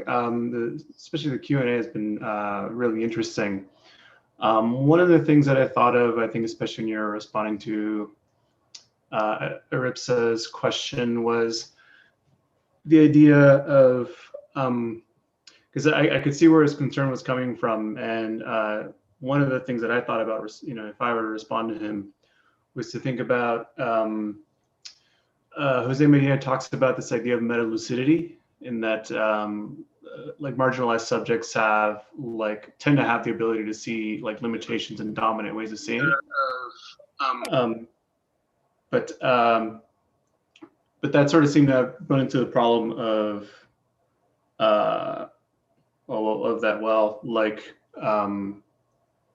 that comes much easier if you are the marginalized subject. If you're the dominant subject, it becomes very difficult to do.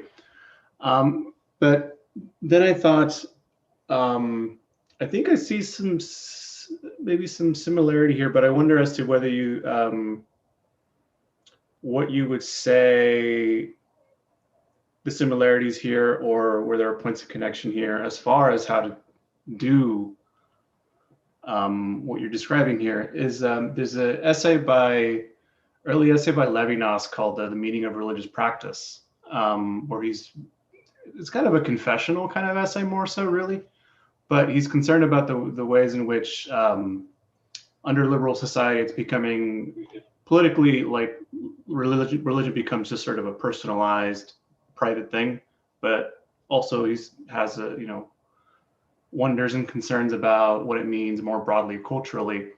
But one of the things that he ends up saying in that essay is that the purpose of ritual in religious practice is to sort of serve as an inconvenience, in that ritual is supposed to interrupt the natural attitude, interrupt the natural way that the natural dominant ways in which we engage with others in the world, such that it serves as a sort of interruption or mediation between ourselves and the world in the typical ways that we act. And so he sort of says that like what ritual does is, in a sense, reminds us or repeatedly sort of reminds us that about the miracle that the world is, that there's just this incredible diversity. I'm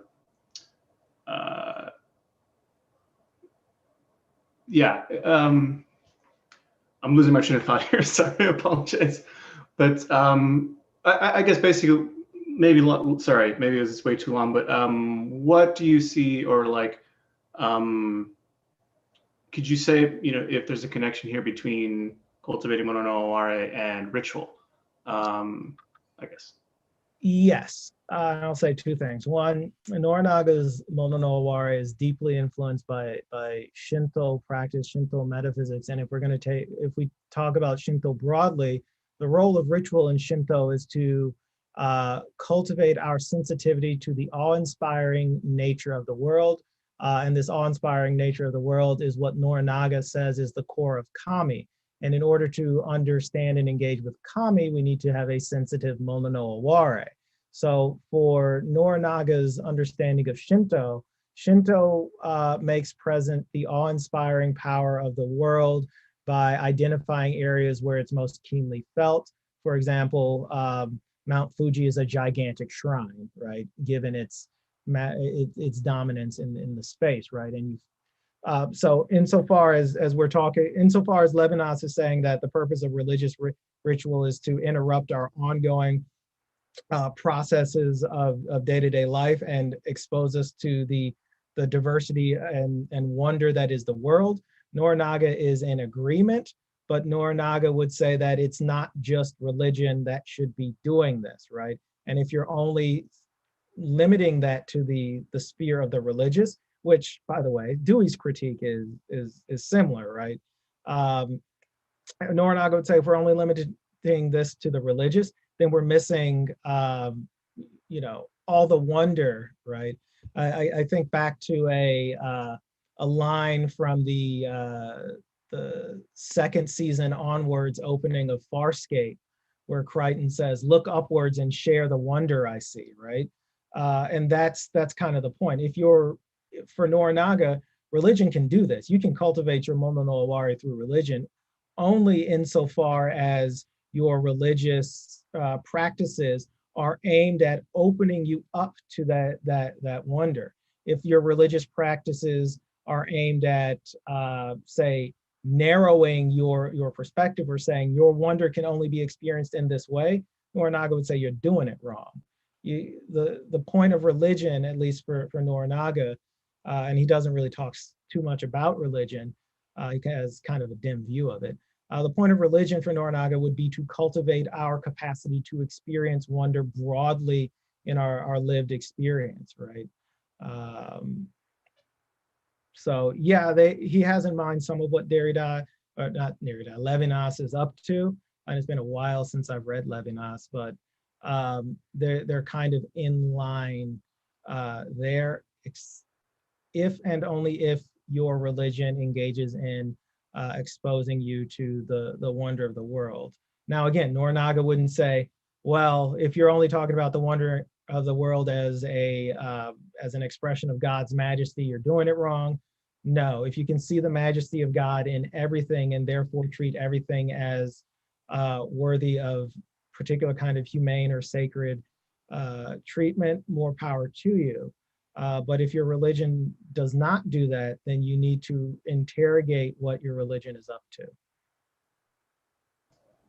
Awesome, thank you very much. Mm-hmm.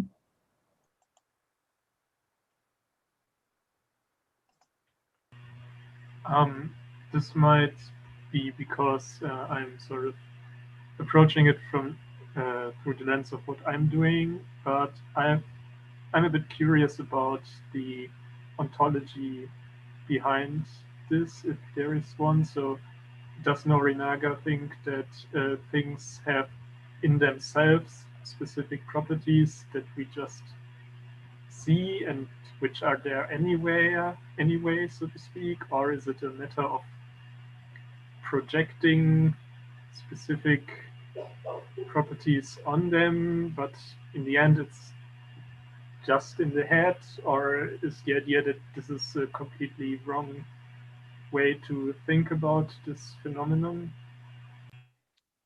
It's not just in the head. So as I said, Norinaga's metaphysics of Mono no Oware is deeply connected to his understanding of Shinto metaphysics. And if we take Shinto broadly, right?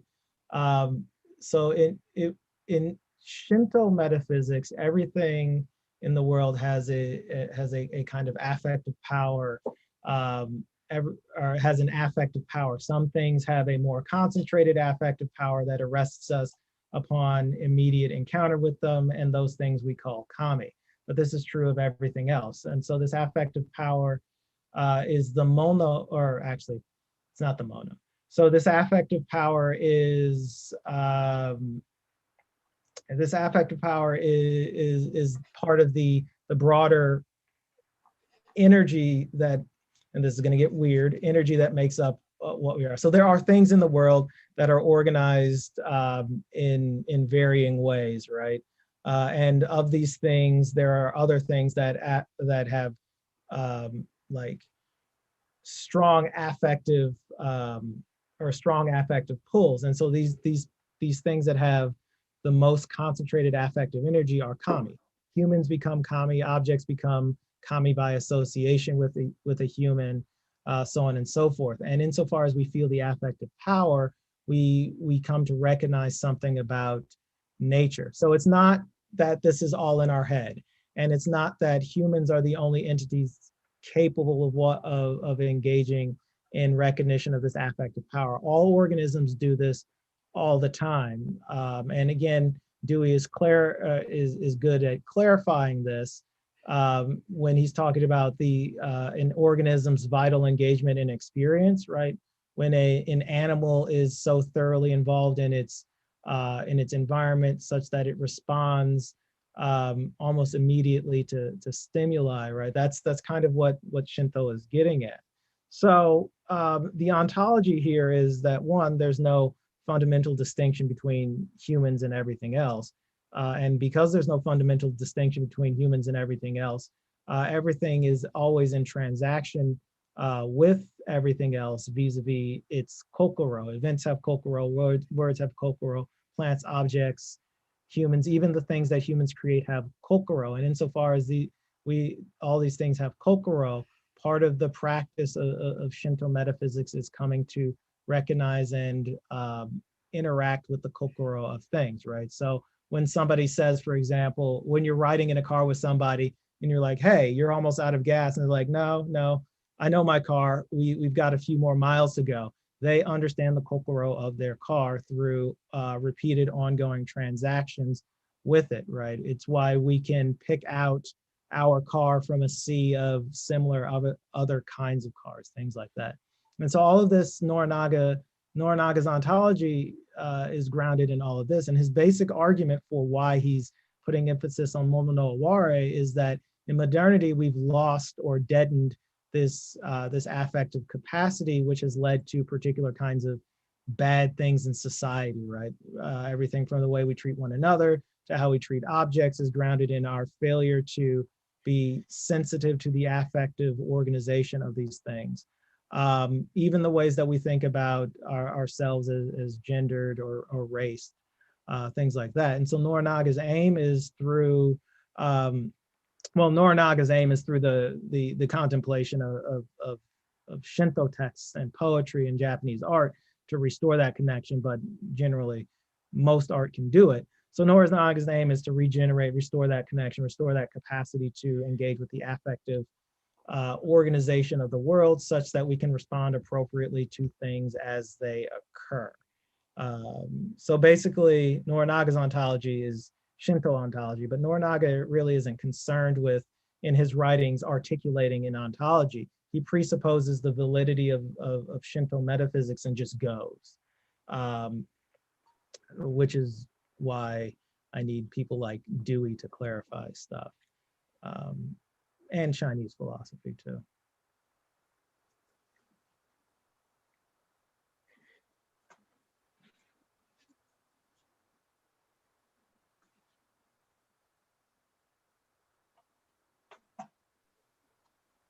If you're still all about answering questions, I have a question. So I don't know really anything about Japanese or much at all about Eastern philosophy, so this is really, really helpful. I was thinking you use the term affect a lot in the talk and its relationship here with the conceptual stuff. And I'm thinking, because I do some stuff on moral psychology, blame is my general area of work, and I was wondering how what your work, the structure you're working in, the conceptual apparatus you're working in, can or does fit with what we might call Western talk about the emotions. So I'm thinking of the sort of tripartite picture of emotions, the affect, action, tendency, and at least for some, the cognitive content stuff.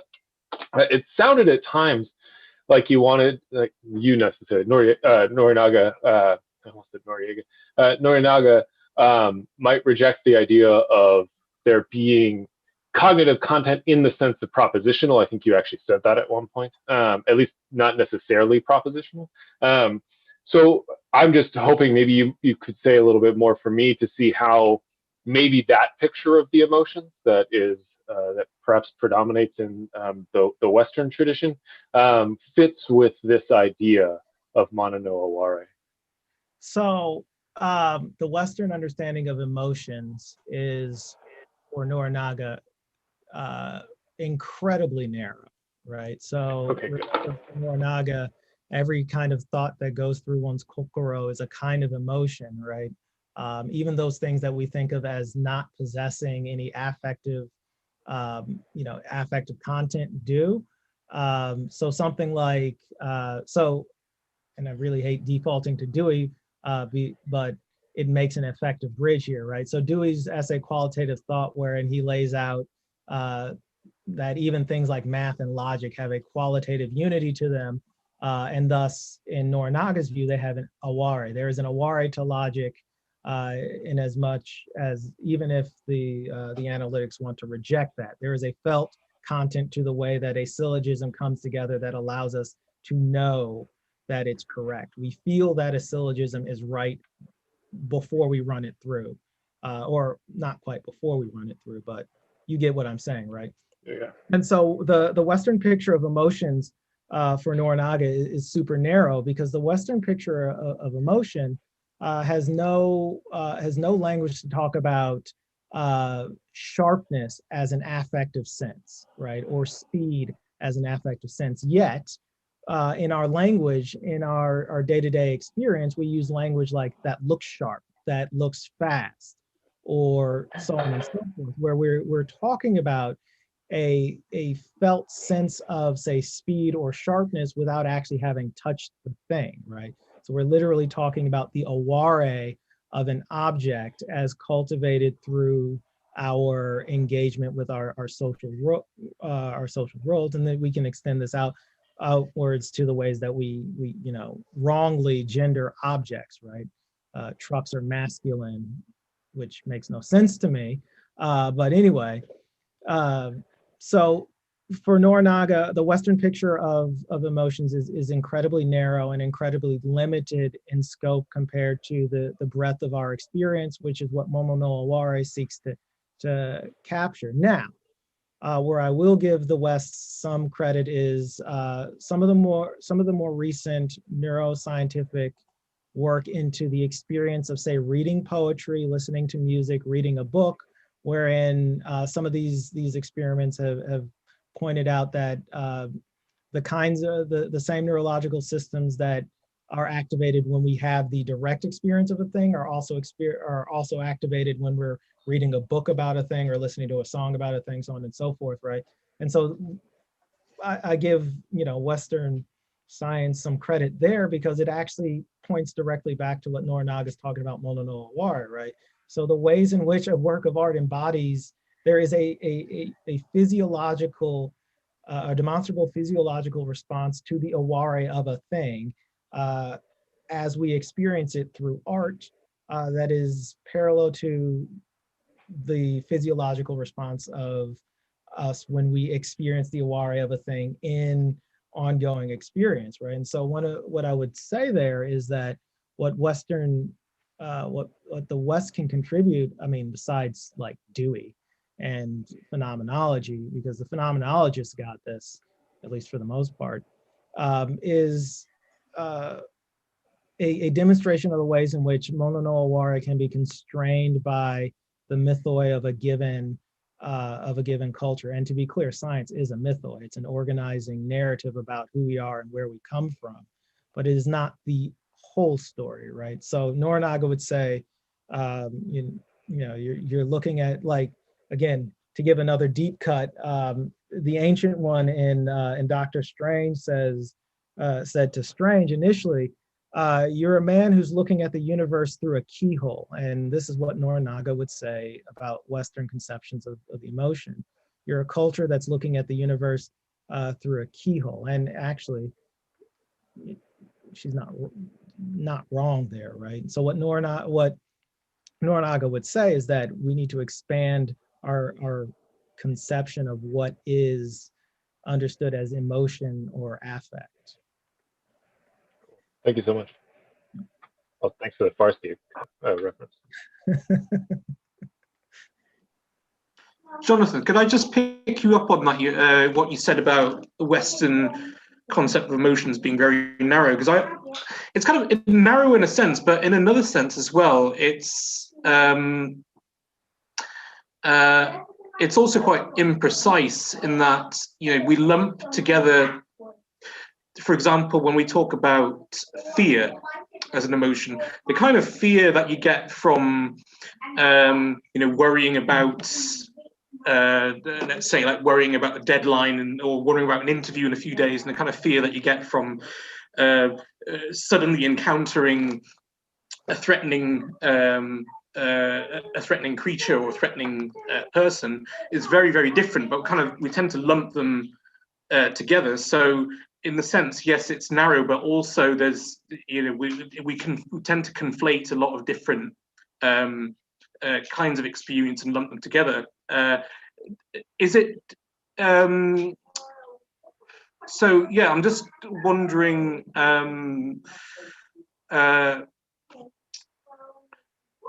So in like the view that you've been presenting, is there also that problem of even though it's a kind of a much broader sort of notion of emotions, does it also risk kind of lumping almost like all experience together as emotions, and therefore kind of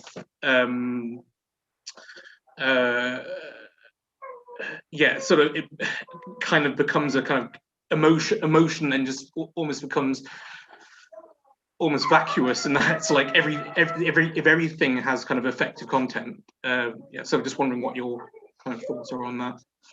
So one, Norinaga's response to that is like, why is that a problem, right? So why is it a problem to recognize that everything has a kind of affective content to it, even if the affective content is limited? And to be clear, Norinaga accepts that there are degrees of affectivity within our experience, but he's pretty firm that there is no experience that we have that is not without its affective content. And so I think there's only a danger in recognizing that all experience has an affective component to it if you treat affect as something problematic, right? Or if you treat affect, or if you treat if you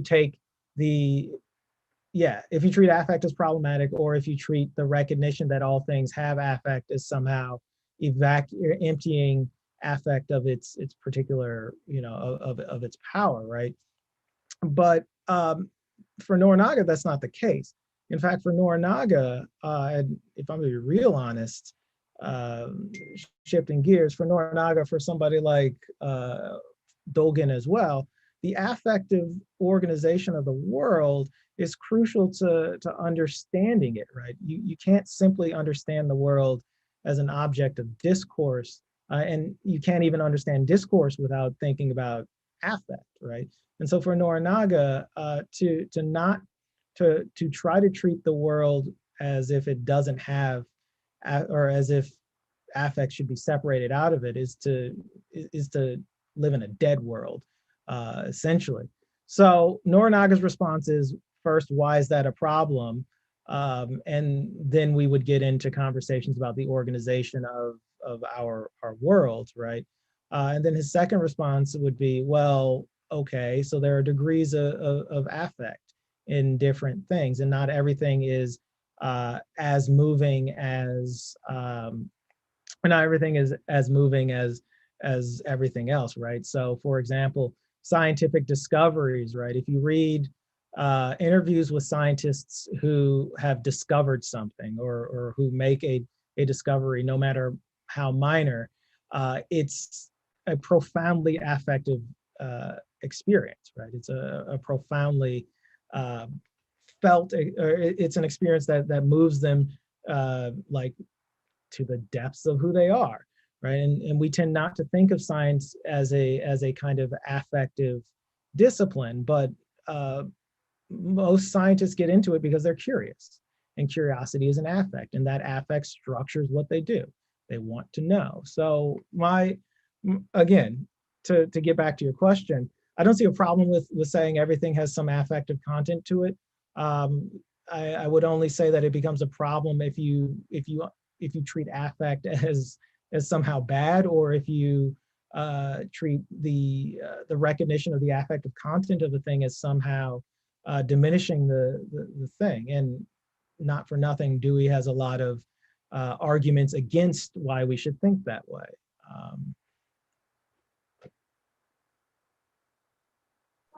Yeah, thanks, Jonathan. Could I just ask one more thing? So I'm just wondering, has anyone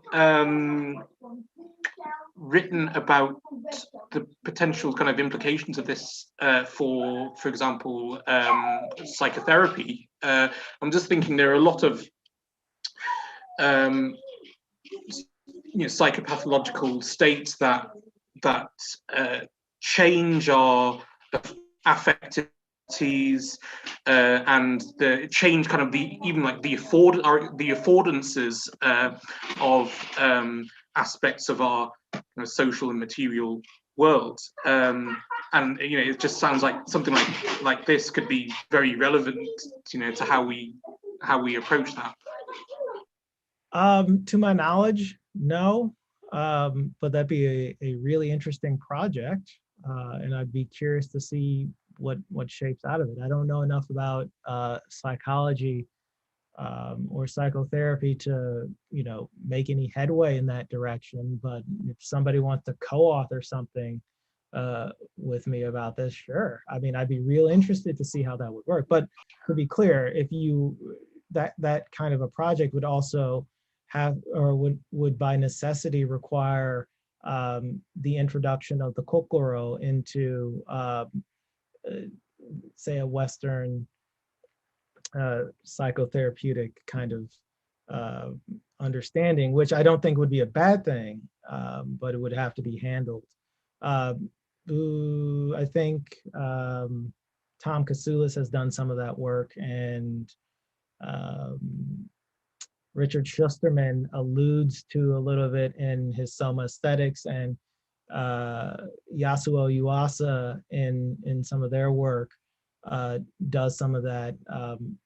Another place you find some of that is in a lot of work by folks who are trying to systematize Aikido. So there's some of this in Aikido and the Dynamic Sphere, and Kishimaru Ueshiba's Principles of Aikido, and some of Mitsugi Saotome Sensei's writings on this. So there's some of this work out there. It's just not collected in, well, one, it's not in philosophy, and two, it's not collected in a way to do that kind of application.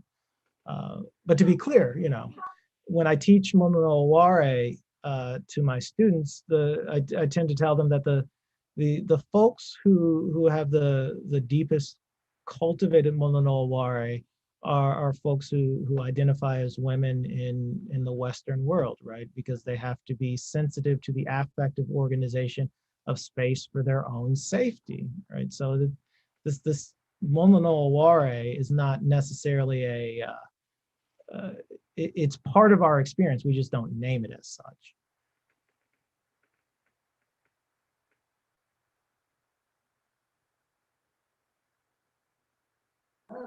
Yeah, sorry, just I guess the closest thing I can think of it in the philosophy of psychiatry where I work is like there've been recent developments in inactive approaches to understanding psychopathology, and kind of 4E cognition, trying to approaches that sort of emphasize the affective scaffolding of mental states. But I mean, I just think that could sort of tie into that quite nicely.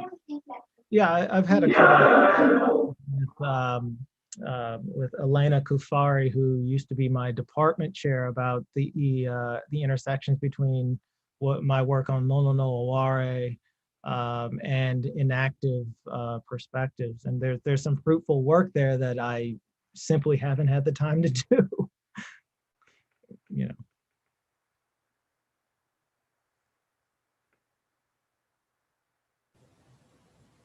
Great, folks. Well, we're at 4 minutes till the next one. So if you haven't already and you want to take a quick break to run to the washroom or to grab a coffee, please feel free to do that now. And otherwise, we'll keep chatting. But yeah, we're going to try to start at 10 and with, 10 my time anyway, with Philip. So it's very exciting. And yeah, thanks everybody for being here. I'm so happy that the conversation continued the way that it did. That was beautiful, wonderful. Thank you for all your hard work putting this, you and Cassie, I know she's not in here at the moment, but for putting all this on. Oh, it was our pleasure. It's been a fun experiment. Yeah. Thanks so much. One thing that I'm thinking about, sorry, my mind's going a million miles an hour, YouTube link. So Cassie tweeted it for the third room, but just in case you also wanted to have access to that, and I'm going to post it sort of momentarily in here as well. Jonathan, this is completely unrelated to your talk, but your Farscape reference has completely thrown my attention off. In part because I'm rewatching Stargate right now. Did you watch the Stargate series? Yeah, I'm working my way through my rewatch of Stargate. I stopped right before Cameron Mitchell showed up to run through the first 2 seasons of Atlantis so that I can, have that context for why Carter isn't around for a bit. Yeah, nice. Yeah, I was thinking, I love the show. I loved Farscape too, and I was really glad it got the mini series, so we got a bit of a tie-up. So you're slightly ahead of my rewatching, and I was thinking I would do the same thing with Atlantis to try to put the timelines together so it made some sense, because obviously in initial broadcast it wasn't quite that easy. But cool. Love it. And now what I'll probably do, because you've made this Farscape references, I will probably go back and rewatch all of Farscape afterwards. Which I will also thank you for, because any reason to watch Farscape again is a good reason.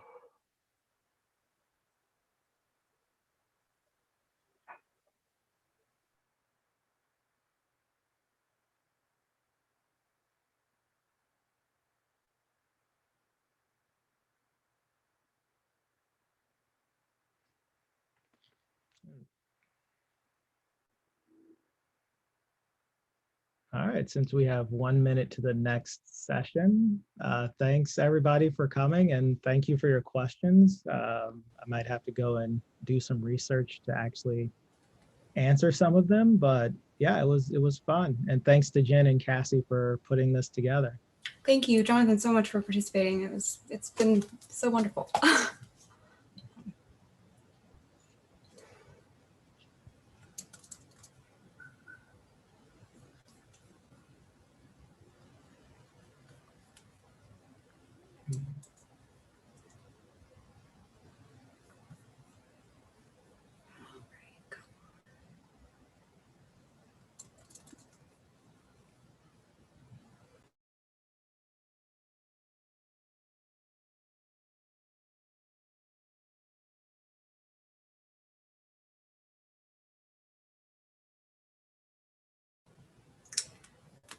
Philip, could you tell me how to pronounce your university name?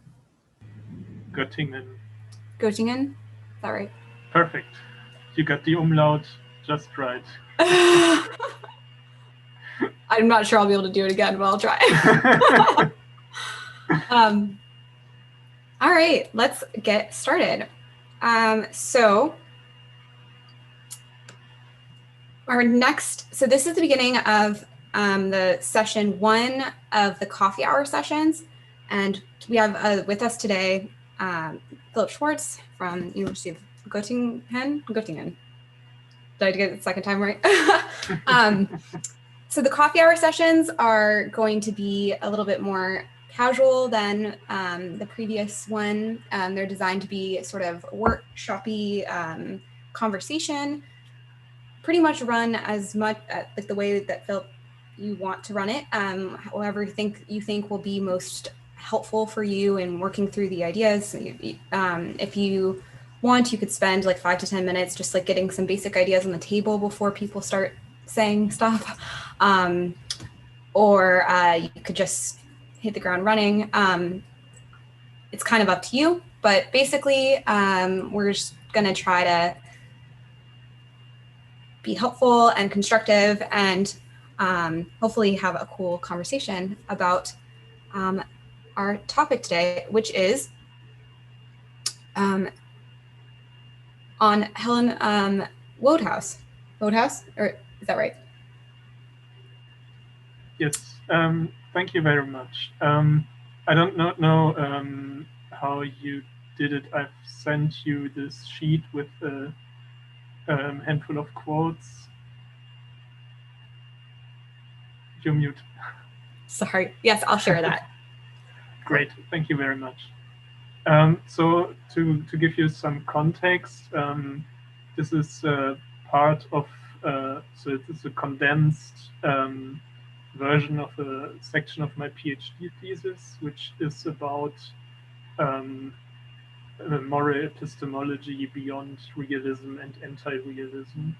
So I want to show how the whole realism versus anti-realism debate is based on a metaphysics that I think is flawed, and I'm treating the question of moral knowledge as a special version of the question of knowledge in general. So what I need to do is to come up with a concept of reality that allows to talk of knowledge as contact with reality in non-empirical context. And this is how I got interested in Woodhouse. But I'm going to start with McDowell and the dialectical situation of his anti-representationalism. So he starts out with a metaphysics that forces us to choose between either supposing a so-called given, which serves as a substrate for sense experience, or a coherence theory of knowledge in which our reasoning is only a frictionless spinning of concepts. So insofar as the conceptual scheme is conceptual, this conceptual scheme is supposed to be the opposite to the given. And it originates from exercises of the capacities of spontaneity as opposed to those of receptivity, which simply take in that which is given. Since concepts are exercises of spontaneity, their application is in a sense radically free. That's the first quote on the sheet. The problem about this is that, of course, we don't really have room for the intuition that there is something our thinking is about. Making empirical claims and judgment would be spinning in the void without any friction. There's nothing our thought can latch onto, and so we can't distinguish between right and wrong judgments anymore. This consequence then makes it so tempting to introduce something that lies outside the sphere of the conceptual and enters into it through the exercises of receptivity. A raw sense datum, which is just there and so, and to which I can point when I get asked why I believe something to be the case. So under this assumption, true empirical judgments are representations of the substrate for the raw sense datum. And this is supposed to save us from the worry that judgments as exercises of spontaneity are floating around without an anchor in reality. It does so by conceiving of empirical knowledge as the result of a two-step process. First, the reality outside of the conceptual sphere interacts with the receptive capacities and brings about a raw sense datum. And second, this piece of raw sense datum is processed by the conceptual capacities which inhabit the realm of spontaneity. As a result, the datum receives a conceptual form and is transformed into judgment. So the problem with that is that, for one, it amounts to a genetic fallacy, because there is no distinction between my reason for believing something and my reason for being justified in believing something. That's another quote from McDowell about the distinction between exculpations and justifications. There's also a far more troubling issue, I think, which is the knowledge transcendence of representationalist metaphysics. The problem is that the representationalist metaphysics itself can only be established from a standpoint which is independent of both the image of reality processed by the conceptual capabilities and reality in itself that serves as a substrate for that image. It is entirely unclear to me how such a standpoint is to be established, because the division into reality as perceived and reality as it is, which underlies the conception of empirical judgments as representations, can only be made from a standpoint that reveals both as well as their relations to one another. So the problem is simply that in epistemology, the object of knowledge is the knowing subject, and we cannot step back from being knowing subjects, so we cannot inquire into our epistemic position the same way we inquire into objects from that epistemic position. There are the quotes from Matthias Wille on the sheet on that problem. So McDowell proposes to think of conceptual capacities as passively operative in perception, as he puts it, which amounts to a direct realism of perception, because perception and the things we perceive are always already conceptually shaped. McDowell doesn't talk much about how this is to be thought of, and this is where I turn to Helen Wouters. She also rejects the idea that reality is outside of the direct grasp of thought and only enters into it mediated by the perceptual apparatus. And she does so by proposing an intentional and relational definition of knowledge. In knowing, one stands in a specific relation to a specific object, and this object is part of reality, because otherwise the notion of knowing would not make sense. And the relation is that of presentation, because otherwise the object would not be independent of the subject and therefore couldn't be reality.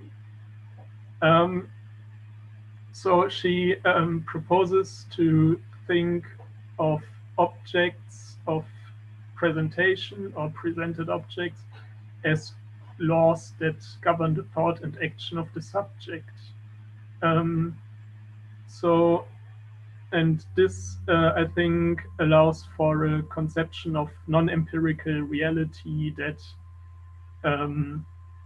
that we perceive or that we have direct contact with in thought, vision, imagination, even dream, and mathematical operation and all sorts of mental activity. I think this is similar to Putnam's objectivity without objects, which I briefly present in section 3. So Putnam has the idea that Platonism about abstract objects arises from the idea that knowledge about non-empirical objects has to be roughly the same as knowledge about empirical objects under representationalism. And I think it's pretty clear that the objects as laws conception provides an alternative. It's just always laws governing thought. So the question is, how is this not coherence theory again? And here I turn to some ideas from the Erlangen School, which is a German stream of philosophy that arose from a pragmatic reading of phenomenology. They have the idea of Widerfahrnis, which I translated using befoulment, which simply means that in our everyday life, things just happen to us, and it's not up to us, not up to our will to make them happen in a different way or not make them happen, and so on. So, and I propose that this is all that is required to talk of reality. So regardless of the physical theory of solid objects we can't just simply walk in a straight line through a wall, or regardless of our theory of electricity, if I close a suitable designed circuit, the lamp will turn on. That's it. Of course, I can take measures against this, but this would also have to be done in a certain way, and here comes befolement against it. Another important point is that befolements are not confined to causal events. So, for instance, if you make a move in a chess game, the resulting allowed moves befall you too, and the fact that certain moves are allowed or not is not up to you. And this is, so to speak, the reality of the chess game. You can't simply decide whether a move you make is allowed or not, although of course it's pragmatically possible to make a move which would not be allowed. And in ethics, in mathematics, it's all the same. You make certain judgments, and in the sense that the concepts you employ in the judgments are that, since their use is not random, you might be justified or not in making these judgments, and in that way you are in contact with reality.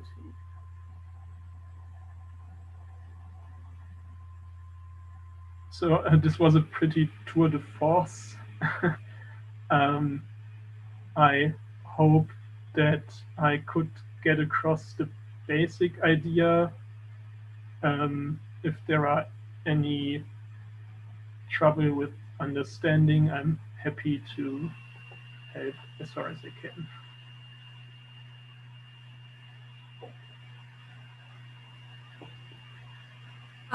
Awesome, thank you so much. So unless anybody has some specific points that they want to raise questions about, I was just going to sort of ask, in thinking about this project, and said, I mean, it's clearly like quite well developed and is coming from a part of your thesis. I mean, what do you take to be the parts that you sort of are still not sure about, or still like struggling with, or things that you think like you'd like to explore in more detail elsewhere? I'm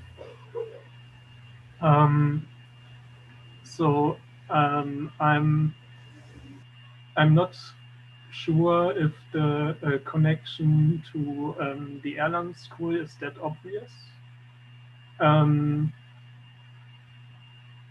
I think, well, of course, in my thesis, I'm going to say a bit more, or I already have, but I still am a bit afraid that it sort of appears out of nowhere. So,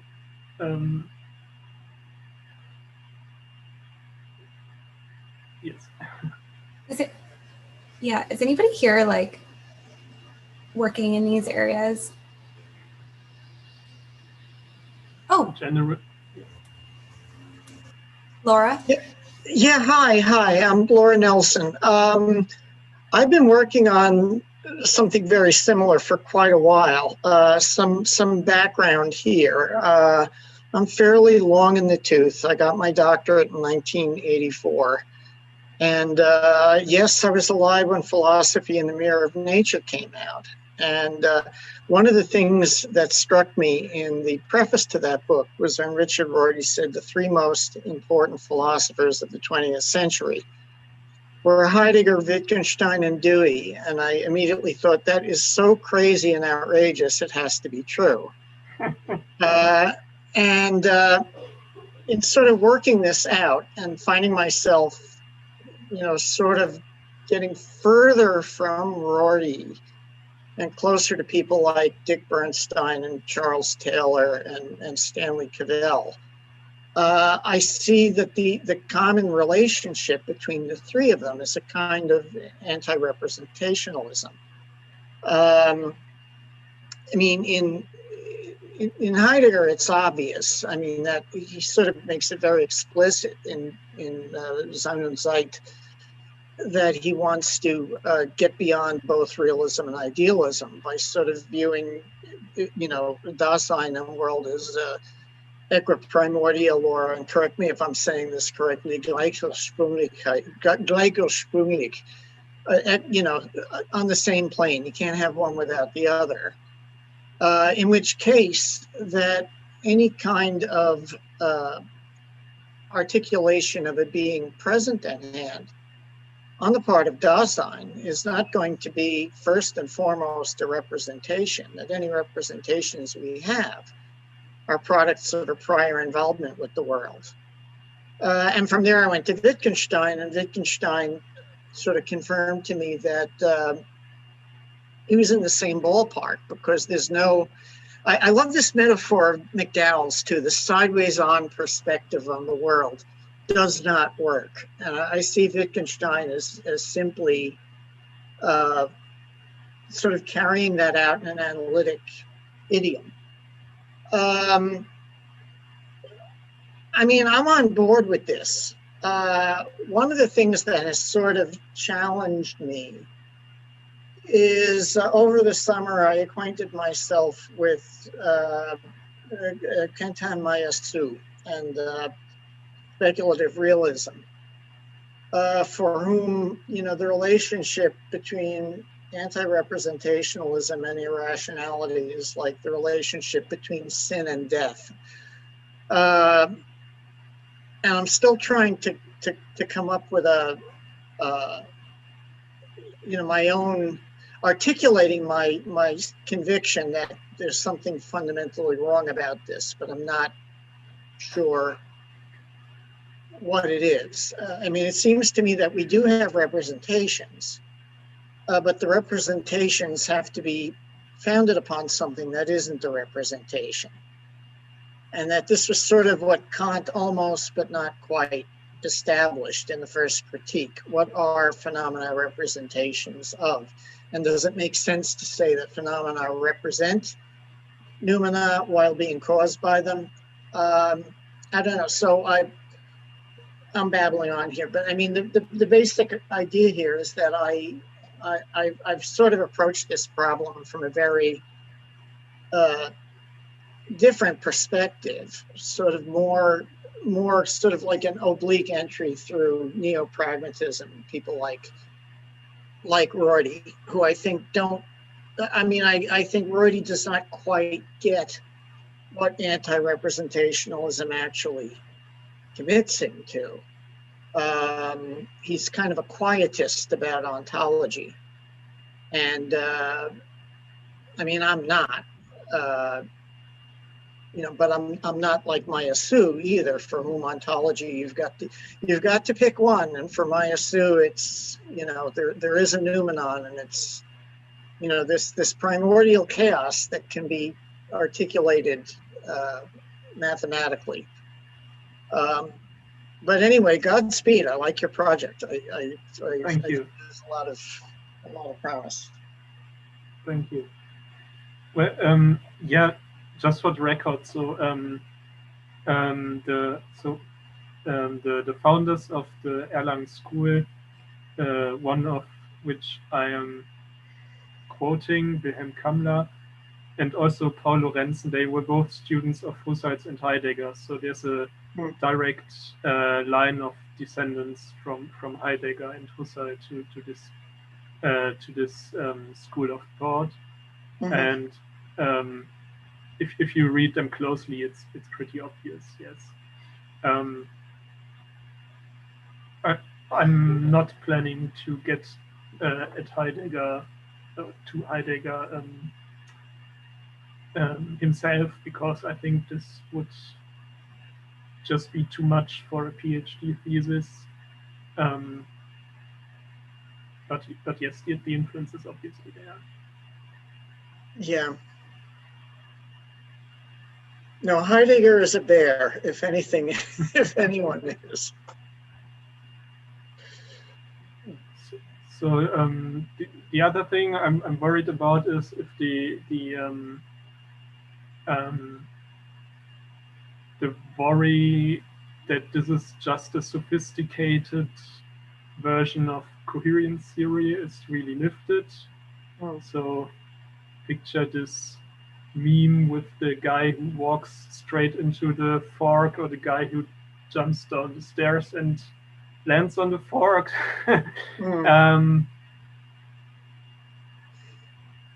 I wouldn't know what to respond to that, because I'm starting from the idea that this is all we can have if we want to talk about objective reality. But of course, there's this urge to say, well, there's got to be more. I don't know if anyone has an idea how to respond to that, or if there is actually more. I'm not sure. I mean, I think, go ahead. I was just going to say, Michael raised a hand. I thought, if you want to jump in. Hi. Yeah, so it's about, so you're talking about coherence. Can you hear me all right? Okay. You're talking about coherence theory and whether this is just a sophisticated version of it. And I mean, something which, so, you know, I've read some of these Woodhouse things as well. And it seems to me so there's this interesting bit in the presentation of reality where she talks about psychology for teachers, where it's sort of early, because it's 1910, there's this sort of early method, like trying to teach everything the way that you teach little kids their times tables, or that seems to be what's going on. She doesn't go into it a great deal, and she seems not to be a fan of it and thinks it's a kind of pedagogical fad. But she talks about it as a essentially it seems that she wants to distinguish between just the associations between things, between different ideas, and just habits. So she doesn't want everything, like you mentioned about the genetic fallacy of just talking about the causes of ideas, and actually we should have the ideas. So there's something underlying it. There's a kind of underlying coherence which we want things to correspond to.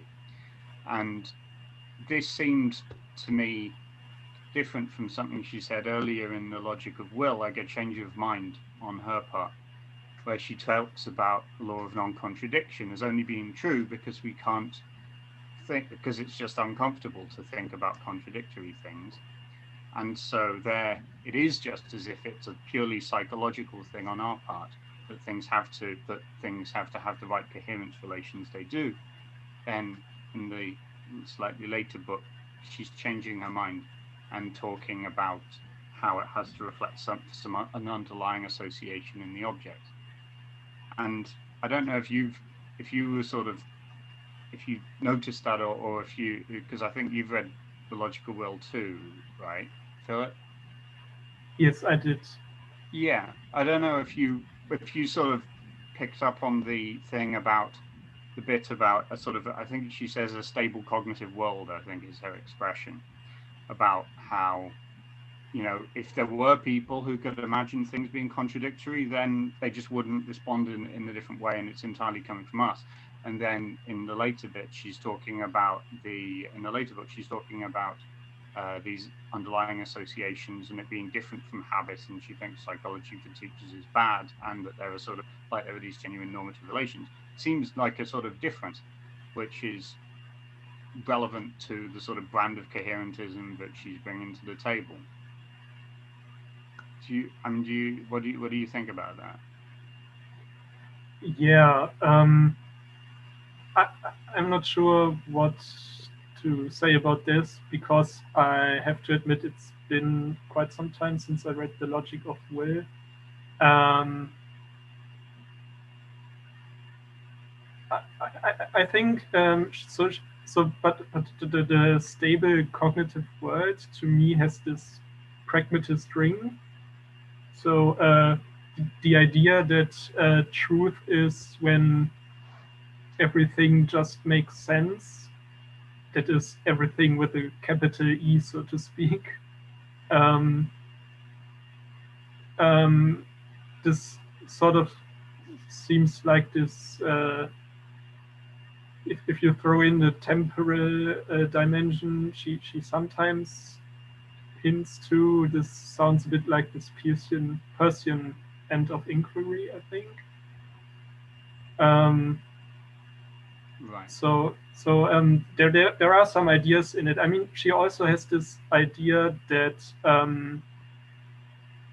we can, so the same object can be presented in different modes and in different situations. I don't remember what exactly she tells about this, but the idea seems to be that when you are confronted with different with the same object in different contexts, it just sort of expands, your knowledge about it expands, and and sometimes you might be wrong about it, and then you encounter it in a different context and you learn that you're wrong and how it really is. So this seems, I think we could talk about befallments of error here. So the fact that you are wrong and how you are wrong happens to you and makes you realize that you are wrong, and in that sense brings you closer in touch with reality. I think so. So there are definitely resources to say that this is not simply coherence theory, because we can say a bit more about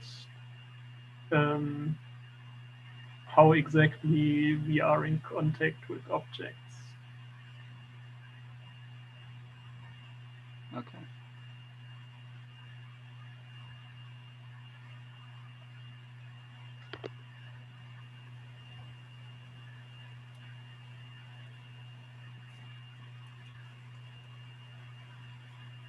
Also, I should say, if you want to use the raise hand function, that is fine. But also, we're a small enough group that you're welcome to just sort of chime in with things to say if you want to say them. Laura? I am wondering if we can't get out of these potential pickles by distinguishing between a coherence account of truth and a coherence account of justification. Hear me out. I mean, I think Davidson is interesting in that his view of convention T is essentially as minimalist a conception of correspondence as you can get. You know, that, quote unquote, snow is white in language L if and only if snow is white. Well, there's your theory of the truth predicate. You don't need to discuss anything about, just exactly how the correspondence works, what I think Rorty puts it wonderfully, the microstructure of the correspondence relation is, and so on and so forth. Yet it is the case that when we're ascertaining whether something is true, You know, does Pluto have a moon, for example? That, you know, what we're relying upon is basically coherence with other beliefs that have proven themselves true in that minimalist Davidsonian sense. I don't see any, you know, what else do you got besides correspondence? I mean, a coherence. I mean, you know, this intuitive correspondence is the myth of the given. I don't see how it cashes out into anything. And I mean, the beauty of this is that, you know, you can say all sorts of, you know, profound and deep things about truth, like Heidegger, radical openness and the like, and still hold on to this Davidson idea of you know, yeah, truth is the correspondence, but in an extremely, in a sense that it carries no metaphysical weight whatsoever. You know, snow is white is true, if and only if, you know, snow is white. What you're left with, as far as inquiry goes, is, you know, what gives us the right to claim that snow is white, or that you know, Pluto does or does not have moons, you know, or that you know, Protestantism was a fundamental cause of capitalism, or whatever. They're in the game of coherence. I mean, a lot of people are dissatisfied with that, but they're not pragmatists, and I am, so it's fine with me. Yes, exactly. It seems to be some what Wittgenstein would call the rattling of the bars, right? So there is this urge of saying, well, Table banging realism, like it's yes, not enough exactly. to say this is real. Really, really, really, really, really real. Exactly. So another issue I'm struggling with is the relativist, the specter of relativism that might come out of this, because it looks like in the end all we can say is this is how the concepts we make use of work. And I think this is sort of the other side of the coin of the realist problem, or a sort of different version of the coherence theory worry, but it's slightly different, I think. So, because even if one grants that this metaphysics of representationalism doesn't work, one might be dissatisfied with just saying this is how we roll. Again, I think that Wodehouse has some resources, and I think again that so she has this really interesting holistic idea of where objects sort of. So right at the beginning, she says that it's only by convention that we divide reality into different objects. But in fact, whenever we see something, we are somehow in contact with the entire universe. And I'm rambling. I'm sorry.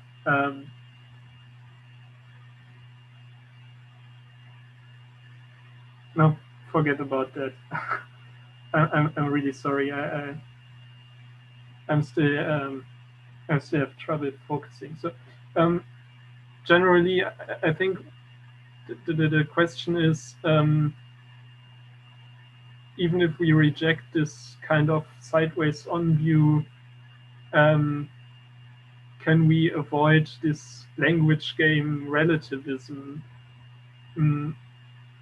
because to me it would be important that we can, since this is ultimately supposed to be a theory of objectivity in moral, in ethics. But I'm not really sure how to respond to that challenge right now.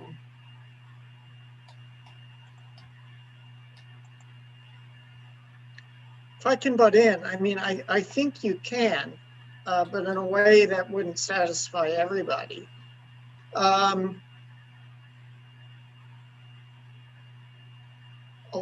Quite a while ago, Alistair McIntyre wrote a very Hegelian article called Epistemological Crises and Dramatic Narrative, where he talks about this precise issue of how to overcome relativism. And he does it in the context of, trying to one better Thomas Kuhn.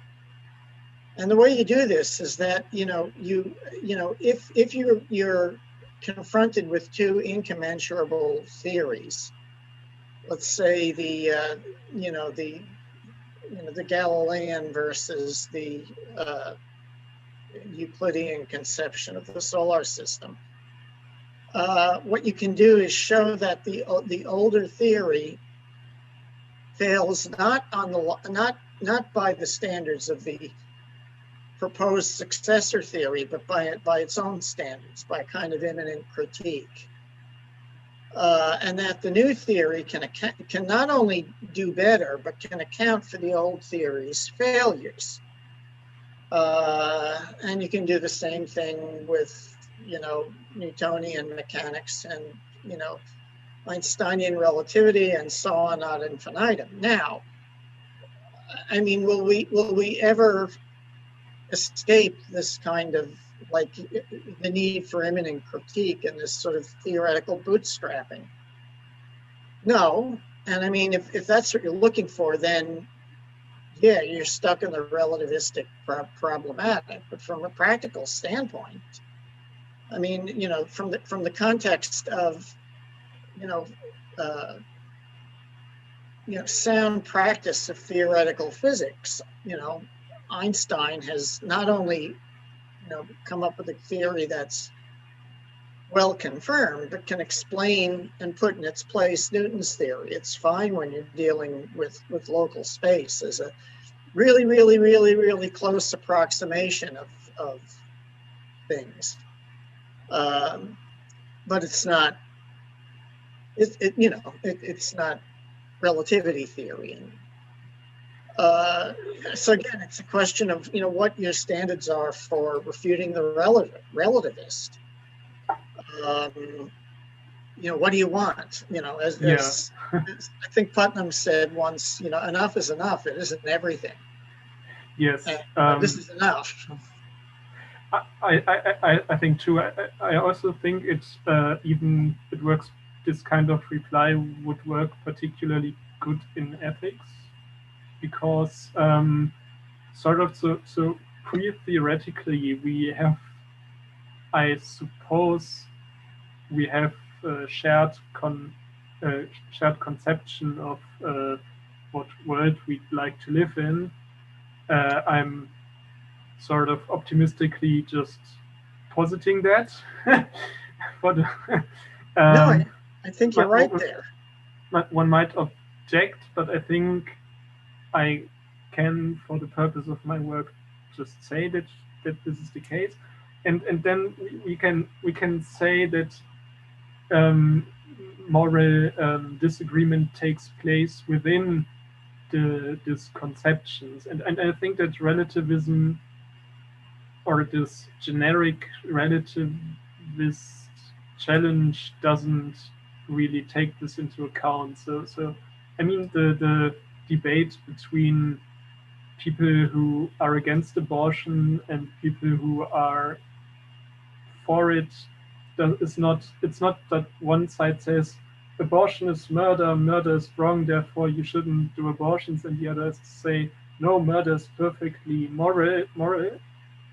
They say, well, maybe it's not murder because there are conditions that might justify it, or they might say it's not murder because we are not talking about moral subjects here. So, and I think the generic relativist challenge operates on the level of the rules and not on the level of the conditions of applications of rules. And I think this kind of immanent critique plays a major role in these situations. Actually, the contemporary proponents of the Erlangen school are having similar ideas. So there's this one, Gateman, who basically analyzes discourse in terms of either one has a common ground and seeks to proceed to a solution to a problem at hand from there, or one finds oneself in an open question and seeks to track it back to a common ground. So there's a lot of interesting thought on how disagreement in ethics actually works and how it can be resolved.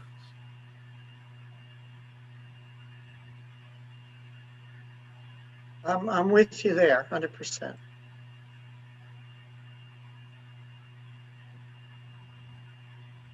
So, just got something on the when you talk about the spectre of relativism, it seems to me that there are sort of two. So the main spectre of relativism, at least, or one way of thinking about it, is that it's just a kind of free for all. You can think whatever you like about things, and since that's not a great way to conduct our cognitive lives and doesn't really chime with our experience. A way that you, Philip, were talking about resisting that was appealing to something intersubjective. So the idea that we have a shared conception of a shared conception of the ethical in this particular example, but it would apply to others as well. But so there's a sort of another source of things not just being a free for all, which is that even if you change your if you're doing science in a Kuhnian way, thinking of changing, doing normal science within a different paradigm, or if you're thinking in a sort of ethical way, you decide that you're going to very much change your conception of what's good, and you're going to go and live in the woods or something. Still, things resist you. So you're working within this new paradigm, and as a scientist, or you're living in the woods as a sort of someone who's modified his conception of the good. But still, it isn't up to you, and it's not because it's up to somebody else, but it isn't up to you what seems within this new sort of kind of evaluative understanding of the world that you're living in. It isn't up to you. And it is. So in the sort of notion of performance that you were talking about, that you've been talking about, it does. Reality just resists you, whichever kind of. So even though you can do voluntary actions, like you can say, I'm gonna be a quantum physicist rather than a classical physicist, if it's back in the day when people are able to make that choice, or you say, well, I'm going to live in the woods, or I'm going to join the circus, or whatever I'm going to do to change my conception of good. I'm going to be a monk. These things aren't. It still isn't up to you what's good, and it isn't up to you what's good science. There's still constantly this notion of of things befalling you, and they can be evaluative things, or they can be the sort of scientific things. So it doesn't have to come in a completely intersubjective way, even if it's not going to be a free for all. Even if you can modify your concepts, and there's open-ended which sort of conceptual schemes, if you're into that, you might be working within. It still isn't a free for all, because just the experience of using a conceptual scheme involves you being resisted by reality in this way, and not just by other people. So that might sort of you know, so to access or to, you know, to neutralize the specter a little bit, because, you know, I mean, whether you really think that it's sort of relativism, but what's meant to be bad about relativism or thinking relative to a conceptual scheme is you can think whatever you like, but that just isn't the experience of thinking and of thinking about things in a different way, you know, through a different lens. It doesn't work that way. It isn't a free-for-all, even if we're able to do things in that way. Yes, exactly. That's a great way of putting what I'd like to say at the end. Yes. Of course, the question arises: why have this conceptual scheme, language game, however you want to put it, rather than that? And I think there are resources to actually answer this question. And if that's enough, it's enough. And if it isn't, we are back again at rattling the cages. I mean, to me, it's enough. I hope to convince people that it should be enough, but of course, yes.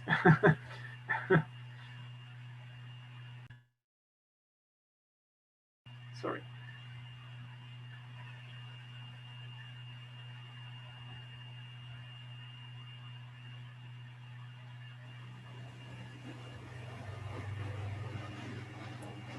Other lines people want to explore on this?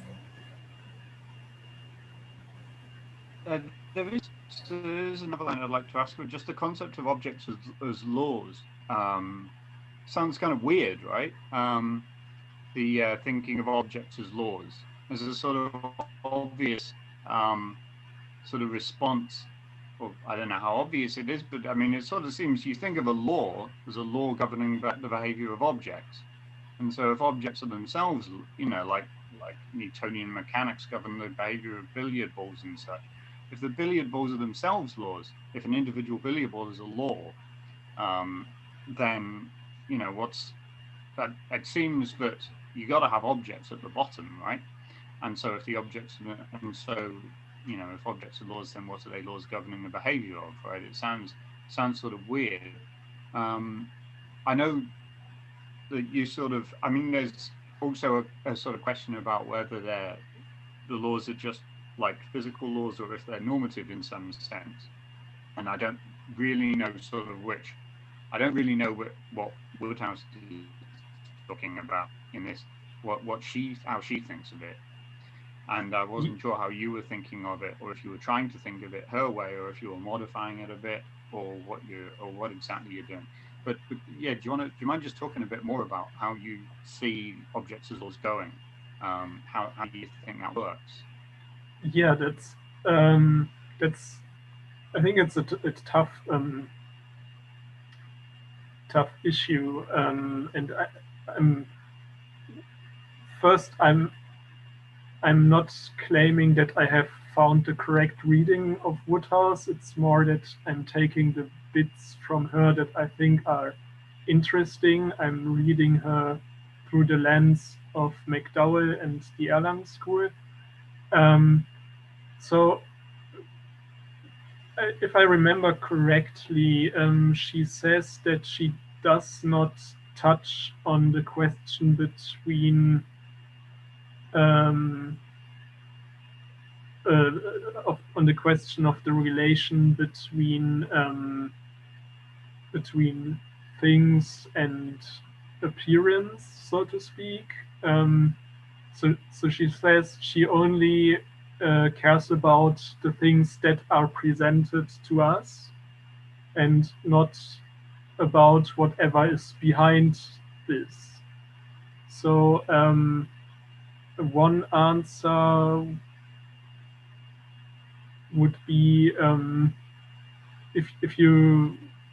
she might be a representationalist after all, or you can make a representationalist offer if you just come up with a suitable metaphysics and say, well, the presentation of reality is just a theory of the phenomena, and this doesn't touch on the question of the noumena, so to speak. So a couple of things more. I think the laws cannot be entirely causal, because she also speaks about mathematical objects and so on. She says there's this passage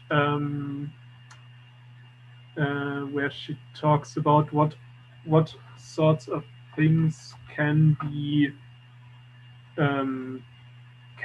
these knots of laws, and there is a man is a knot of law, a tree is a knot of law, the constitution of a country is a knot of laws. Well, in an obvious way it is, but I think that's not the way she talks about it.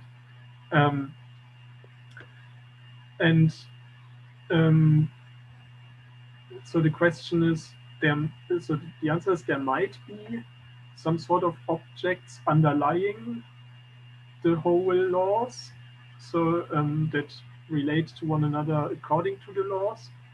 But if we take into consideration this holistic approach, I think we could as well say that laws are ultimately it's laws all the way down. So laws relate to one another according to, and this too is governed by laws and so on. I think that's something that's perfectly coherent with what she says, and I also think it doesn't sound absurd if you consider her Hegelian idealism and the idea that in the end we have to end up with a coherent system in which everything has its place and everything just makes sense. She can say that the entire universe of experience is made up of laws. Could I jump in? Sorry, I've been listening on YouTube for the last like 40 minutes, but I wanted to jump in and ask a question.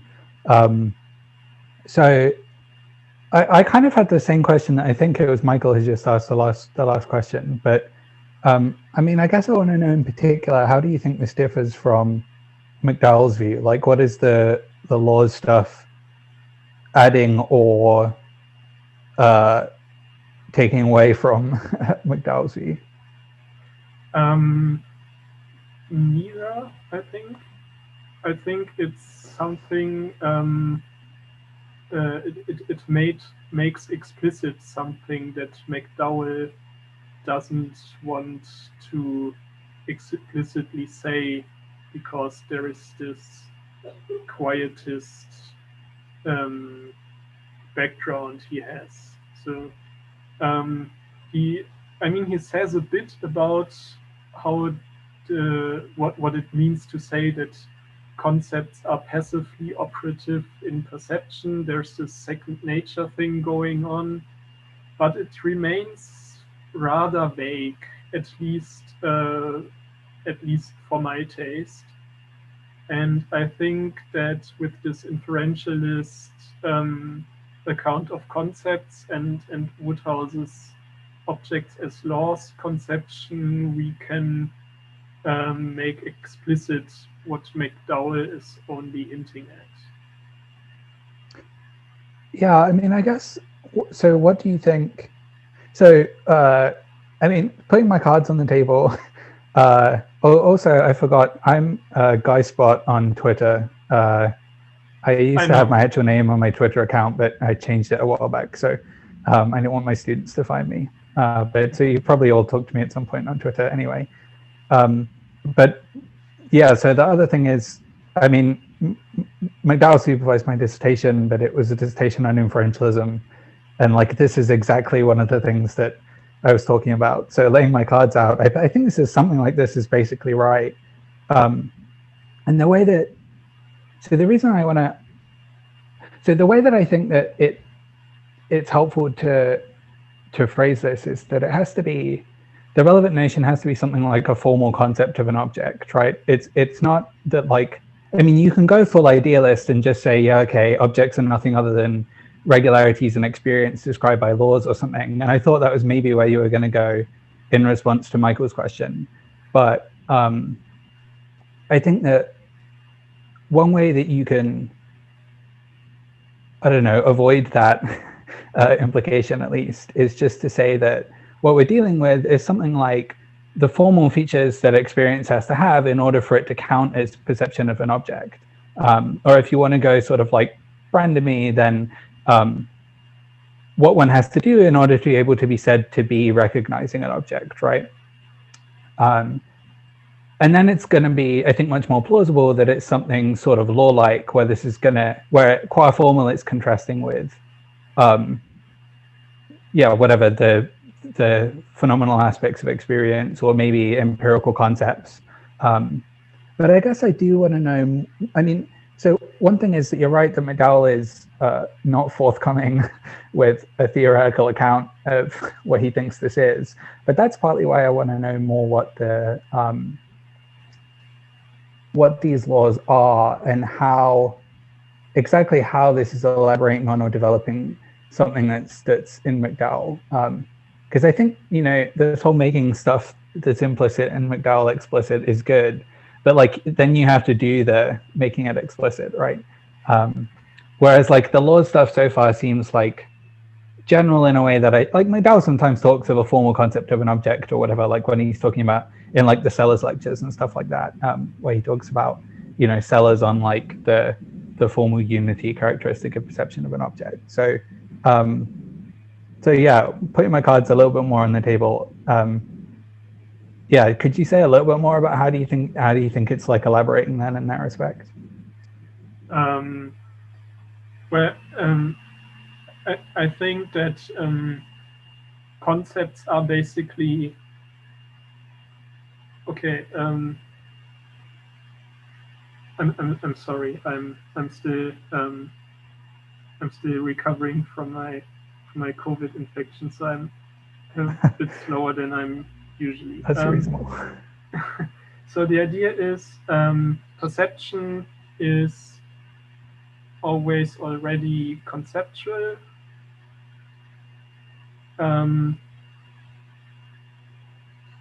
Concepts are basically complexes of laws. And since there is,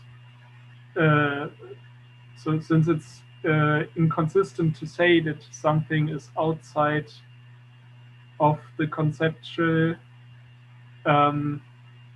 the objects of judgments, the conceptually articulated objects of perception are concepts of laws because they are conceptually articulated. I'm sorry. I get the problem. It's hard to put it in a couple of sentences. Yeah, that's reasonable. But I think if we interpret the objects of laws conception under the framework of rejecting a sideways on view and adopting an inferentialist account of concepts, it's pretty clear that the presentation of an object in perception, in thought, in imagination, and so on, simply means that the respective concept is passively operative in the cognitive activity. That's Wait, could you say that clear last as- sentence one more time for me? I'm trying. It seemed like that was like the core of it, and I couldn't Yes, take it. yes, it following was. longer. Hang on. It was a good sentence. Thank you. Don't be too stressed about time, Philip, if you're worried about that. Yeah. Don't let Yeah, that so- pressure you. Thank you.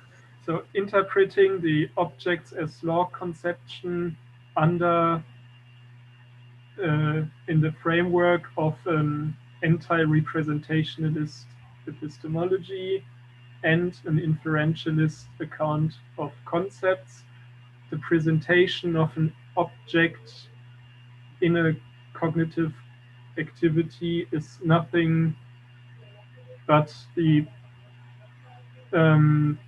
respective concept being passively operative in the cognitive activity.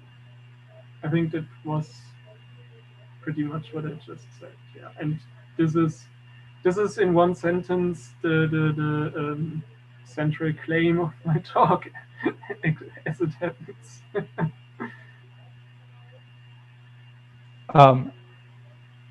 I mean, I'm happy to say more, but I also want to make sure I'm not, talking over anybody. Well, we are technically out of time for the session as an official matter. So I want to just invite you all to join me in thanking Philip for sharing his project with us. And thank you so much for the conversation. I came into this conversation knowing very little about the relevant ideas, and I know at least a little bit more. And I'm very excited to follow some of those leads. So Philip, if you are interested in sticking around to keep talking about it, that you are of course welcome to do that. But I know that it is a wacky time where you are. What time is it in Germany? It's 8 p.m. So I'd be happy to Done with the stick day.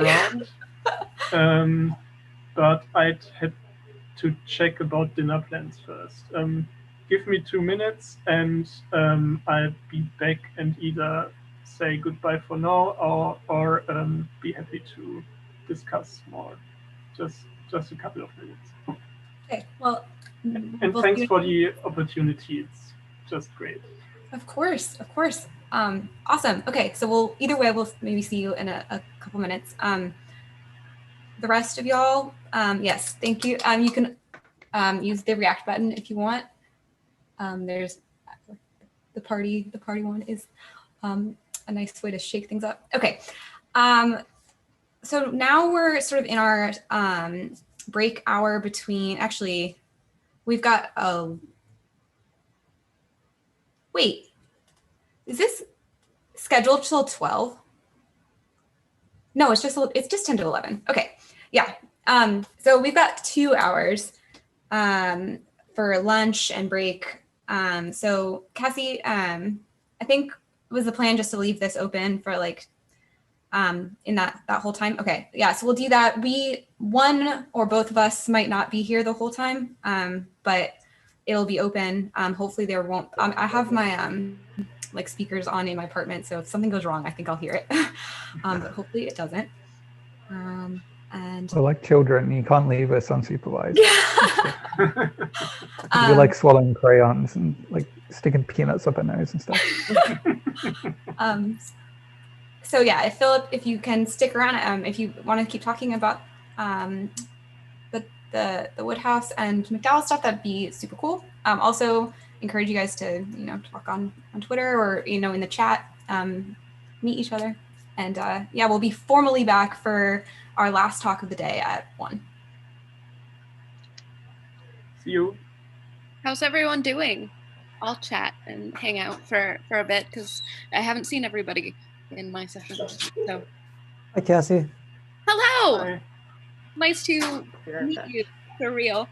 Face to face, sort Or of. a little more real than just Slightly more real. It's so cool to have some voices and faces to these Twitter accounts. Yeah, it's surprising to hear what people have accents. I think I've forgotten that accents exist over the last year. It's a whole thing, yeah. Like real people have accents. That's just not like a gimmick. Yeah, Michael, your accent just was like, oh, I see. It's wonderful. I'm always very jealous of accents, but I also am always surprised. Me and Michael don't have accents. The rest of you have accents. This is just how English sounds. That is how it works. Yeah, the only tells on Twitter are sometimes we're just sort of small, sort of regional things or something like. Not all of them do it, but some Canadians do literally write out the A at the end of some of their tweets. Mostly we do that as a bit. I feel like I can discover most Germans who write online in English because they still use German interpunctuation. They just can't get rid of it. I think I tweeted about this, but I've started saying some words strangely, and I wasn't sure where it came from. And it's specifically about, I don't know when I started saying it, but it's funny. And it wasn't there like 9 months ago. And I realized that my supervising professor, who I meet with, hours and hours a week, he's Canadian. And I hadn't really noticed it. People started pointing it out. And then I was watching The Bachelor, because why not? I was watching The Bachelor, and there was a girl on there, and she said about, and I was like, oh,